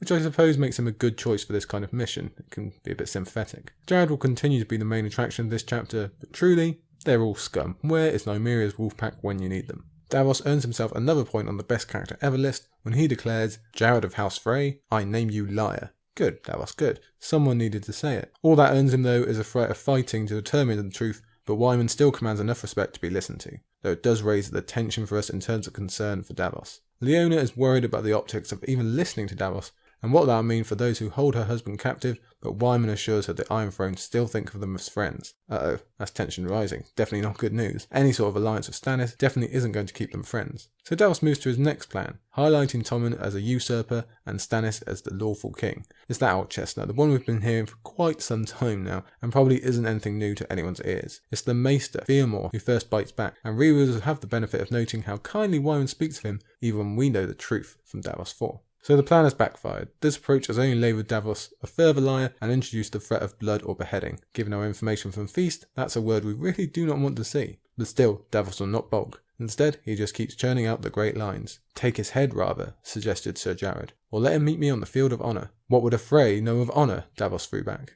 Buy this guy a pint, everybody. He's more than deserving. As good as his zingers are, Davos realises he's lost on this point. The only evidence he ever had was sent away across the narrow sea by his own hand. Everything else is a case of he said, she said. Once Davos clicks who Leona is and why she speaks so passionately against him, he begins revisiting some of the doubts from his previous chapter. Even ignoring all the politics and the threat of war, this comes down to a father protecting his child, and Davos can't see a way past that, especially when he imagines having to protect his own sons. Remember, both Davos and Wyman have already lost at least one child, so he knows what pain Wyman is trying to protect himself against. The only pitch he might have is honour. He knows what loyalty to the Starks means in the north and knows what it means to the Mandaleys specifically, so he reminds them that Robb Stark might have fallen, thanks Jared and co, but the spirit of his war remains. The obvious return to that is, but you aren't asking us to fight for Robb, you're asking us to fight for Stannis, a southerner who had no connection to Robb or his war. So Davos tries to spin it as Stannis taking up Robb's responsibility of protecting the kingdom. We know the Robb part of it doesn't really figure into Stannis' motivation, but the protecting the kingdom part is true. Besides, it blends well with Stannis having already defeated the wildlings, and unbeknownst to Davos, actually combines with the decision that Stannis made earlier on to take on the Ironborn at Deepwood Motte. So great minds think alike here for Davos and Jon. Unfortunately, geography is going to work against him, as Davos happens to be in the one area of the north not affected by either wildlings or Ironborn. I wonder if they'll have a similar attitude once the others come. Either way, this mindset is fairly short-sighted. The Ironborn have had a major effect on the north and have pulled White Harbour into it, even if they never got as far as their actual lands. A wise lord like Wyman knows that, but his court seems to have forgotten. This meeting goes from bad to worse when Leona throws Melisandre in his face, so we can see why George was clever to include those reminders of a worship of the Seven in at the beginning of the chapter. Now Davos is in the dodgy position of having to argue for something that he himself is against, and he tries to toe the line best he can, pointing out that only some of Stannis' supporters have gone over to the Red God, but not everyone, and not him personally. But it is a pretty weak argument. We've already seen Stannis' insistence on conversion, and Davos is really hoping that no one brings up what happened down in Dragonstone or at Storm's End, because he wouldn't even be able to lie about it. It's really not a confidence-inspiring pitch. We'll have to chalk this section up as a loss. Here is where Wyman speaks up, listing all the requirements that Tywin and Roose have asked from him in return for a pardon and for his son. Money, lands, and though he presents the marriage alliances with the phrase as gifts rather than punishments, we know the true score on that. In return, there is peace. His son, of course, the ability to keep the land he had before the war even started, and these theoretically good links with the phrase. And the argument again comes down to, ignore everything else, what is it you can offer up in comparison? Place your bid, Sir Davos. Well, Davos knows he is damn weak on this point too, yet comes up with what might be the perfect answer in this part of the world. War and woe and the screams of burning men, Davos might have said. The chance to do your duty, he replied instead. That was the answer Stannis would have given Wyman Mandalay, and the hand should speak with the king's voice. This suggestion garners no reaction from Wyman here in Davos III, but these words likely did a great deal to contribute to what is coming in Davos IV, so they are worth something. Maybe we can count that one as a victory, even if it's a subtle one. But then Marlon Mandalay is allowed to ask some straightforward questions with straightforward answers, and none of them paint Stannis as someone who it would be a good idea to get behind. And unfortunately this is all true. Marlon is right. It's true, Davos doesn't know about the new plan of recruiting the Hill clans or the offer from Morzumber, but even those are still hypothetical. Perhaps this would have been a good time to really focus on the thrashing of Mance Rayder's army, but how effective would that have actually been this far south? Instead of trying that, Davos cruelly turns the blame inward. Davos felt a stab of despair. His grace should have sent another man, a lord or a knight or a maester, someone who could speak for him without tripping on his own tongue. The only avenue left to him is the one he's always relied on, and it seems to have gotten him this far. So he hits on the joint losses of their sons. He hits on the origin of all this pain and misery, the theft of the throne by the Lannisters. He hits on the fact Stannis cannot offer good chances, good numbers, or happy times, but he can offer you what is right. Death, he heard himself say. There will be death, aye. Your lordship lost a son at the Red Wedding. I lost 4 upon the Blackwater. And why? Because the Lannisters stole the throne. Go to King's Landing and look on Tommen with your own eyes if you doubt me. A blind man could see it. What does Stannis offer you? Vengeance. Vengeance for my sons and yours, for your husbands and your fathers and your brothers. Vengeance for your murdered lord, your murdered king, your butchered princes. Vengeance! We often talk about Wyman Manderly's speech in Davos 4, but I say this one is just as good, this little bit here. And later we'll find that some of Davos's pleas have actually been working on certain people, even if we don't know it here. To read this chapter straight up, it seems everything has fallen on deaf ears, until now. This is where Davos gets through. He finally finds a friend, and it turns out to be the youngest Manderly present, the green-haired Wyler. They killed Lord Eddard and Lady Catelyn and King Robb, she said. He was our king. He was brave and good, and the Freys murdered him. So if you want to talk fan favourites, look no further. Wyler leaps straight into our hearts by not only reminding us that Eddard and Catelyn Stark also fell because of these lying enemies, but by declaring she'll never marry a Frey, by defying her sister and grandfather both, and by insisting that the Freys killed their king, supposedly the greatest of all crimes. Not only that, but this is a young girl standing up in front of a room of people telling her to be quiet, reminding them of the promise, the vow spoken in this very place 1,000 years ago, where the Starks saved the dispossessed Manderlys, gave them a home and friendship, and purpose as well. And the Manderlys promised never to forget that. No matter what might come, or how the world might change, they would never forget. As Wyler says, in return we swore that we should always be their men. Stark men! Even better than that, when Maester Theomore points out you cannot hold oaths to dead people, she bites back with, yeah, dead because they killed them all. We failed to protect them, so let's damn avenge them. Yes, we all love Wyler. In fairness, we'll later learn that other Manderlys only aren't speaking up because they know how to play their part, but we still have to love Wyler's energy, enthusiasm, honour and commitment. And we know she's actually making her grandfather quite proud. Still, Wyman allows a rebuttal, and this time it is Rhaegar Frey who takes the podium. And he actually takes a gentle stance of almost admiration here, rather than biting back against what she's saying. We also get the note that this poor girl is going to be betrothed to the thuggish little Walder Frey. No thank you. But the larger point is no, don't worry, you can still serve the Starks. You can keep your promise because Ned's youngest daughter will be wedding Ramsay, so everyone can be happy. Wyler's not having that. You can keep your little Walder and you can keep your Ramsay too. He won't ever be my lord. He made Lady Hornwood marry him, then shut her in a dungeon and made her eat her fingers. This finally has an effect. People finally start grumbling and agreeing with Wyler, perhaps even sympathising with Davos. This is what Roose will talk about later on. These people can put up with Freys, Lannisters, even Roose himself, but Ramsay's particular brand of evil is so cruel and malicious that it really sticks with people, really gets under their skin. They all remember Donella Hornwood's fate. They've all heard the rumours about these hunts that he goes on. Ramsay is just something else, something no one can actually get on board with. It's another reason why he's actually quite stupid, and this is a great way to get it across. He's not a leader or a ruler, he's just a rabid dog and nothing more, and people won't stand for it. But leave it to a Frey to speak for Ramsay, as Rhaegar does here. He turns the table, saying everything that everyone's ever heard about Ramsay is just stuff made up by his enemies, and then ironically gives a great example of that by going on a rant about Robb, about how selfish and prideful he was, how he was a liar and a betrayer, how he abandoned everyone and got the death he deserved. I'm not sure if Rhaegar realises he might have just gone a bit too far. The young wolf, he was a vile dog and died like one. The Mermen's court had grown still. Davos could feel the chill in the air. Lord Wyman's looking down at Rhaegar as if he were a roach in need of a hard heel. This is a superb little paragraph, especially for our reread purposes. Even the first time you read it, you get this sense of overstepping the mark, of speaking too harshly against their king, as Wyler has just reminded them all. But then there's this little hint of Wyman Manderly's true feelings. We can almost hear him chewing his tongue, making himself resist having this man killed then and there for these crimes. And remember that the Freys, deep down, know that Wyman likely despises them and hates them, but they rely on the game to keep them safe. They believe he's backed into a corner where he can't be open with them. The cogs in Wyman's mind are working. He knows if he gives into temptation now, it's all been for nothing.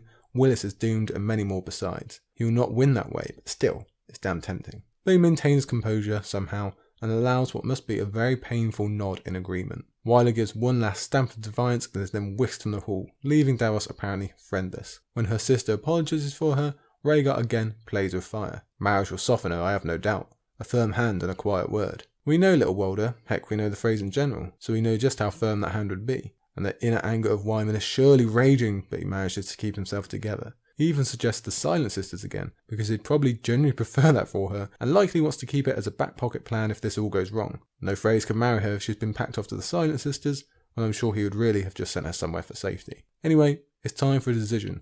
I think the chapter has been pretty clear on which way it's going to go, despite Wyler's best efforts. Wyler reminds us of these many losses during this meeting, before dealing this blow. You are still a smuggler, sir, come to steal my gold and blood. You would take my son's head. I think I shall take yours instead. Guards, seize this man. Davos has time enough only to remind him that he's an envoy, he's earned the honour of protection, but his manner of entering White Harbour that we praised so much last time out has come to work against him. Cousin, Take this creature to the wolf's den and cut off his head and hands. I want them brought to me before I sup. I shall not be able to eat a bite until I see the smuggler's head upon a spike, with an onion shoved between his lying teeth. Oh, feast flashbacks everywhere. This is our worst nightmare as first-time readers. I'm sure more than a few books were thrown across the room. We've got back-to-back cliffhangers for character deaths now, and yet this one is infinitely more effective. No one really believes Tyrion is going to die 5 chapters into this massive book, but Davos, well, even without Feast, you can never be too sure about Davos. But we have had Feast. We have literally been told that this is going to happen. But we've spent 3 chapters convincing ourselves that no way, George would never do that. He's going to pull some trick, or we'll find Cersei's been lied to, or something like that. But at this point in the book, it genuinely seems no. George has actually done the unthinkable and made us watch Davos go to his doom. As cliffhangers go, it's not only effective, but just damn genius in the way that George has combined it with our own expectations, with information he himself has given us. How he's playing us off our own minds and letting us jump to conclusions we thought we were going to avoid. It's truly brilliant, and I'd say this entire Davos arc, but this chapter especially, is one of the very best components of all the Song of Ice and Fire in terms of rereading. Going back to Davos III after having seen Davos IV, and learning the truth of this fake out, the acting skills of Manderly, and the sheer passion that he manages to keep contained in this chapter, frames it even better than before. It's honestly a masterclass, and it makes the Davos 3 and 4 combo absolutely devastating in terms of effectiveness. George is truly winding back his fist here. He's built up hope by providing us with a Davos POV in the first place, by providing hard circumstances that Davos has powered through by being brave and loyal, obviously leading us to think that it'll work again, and has now pulled the rug from under our feet by setting up the death we thought was coming anyway.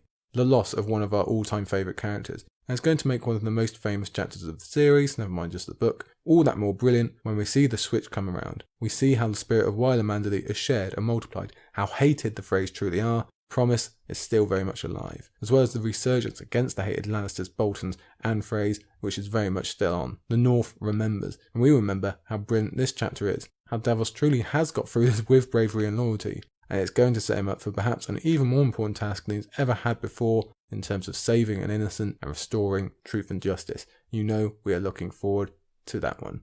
Unfortunately, it's going to be a little bit of a wait. We actually don't have Davos next week, or the week after, I don't think. So yeah, that frequency is unfortunately going to take a bit of a dive, but it's worth the wait, I think you'll agree. So what about next week then? Because that is the end of this episode. We've done our 4 chapters. This is about the quarter-way mark of Dance with Dragons, which is odd to say because we've had so much content already, but there's lots more to come, don't you worry. But what is up next? Well, let me give you a quick preview. We'll begin, unfortunately, with Reek 2/Theon 2. Yeah, we're back in that dark atmosphere. That's a nasty one to start an episode with. That is the Moat Cailin chapter, so not nice atmosphere all around.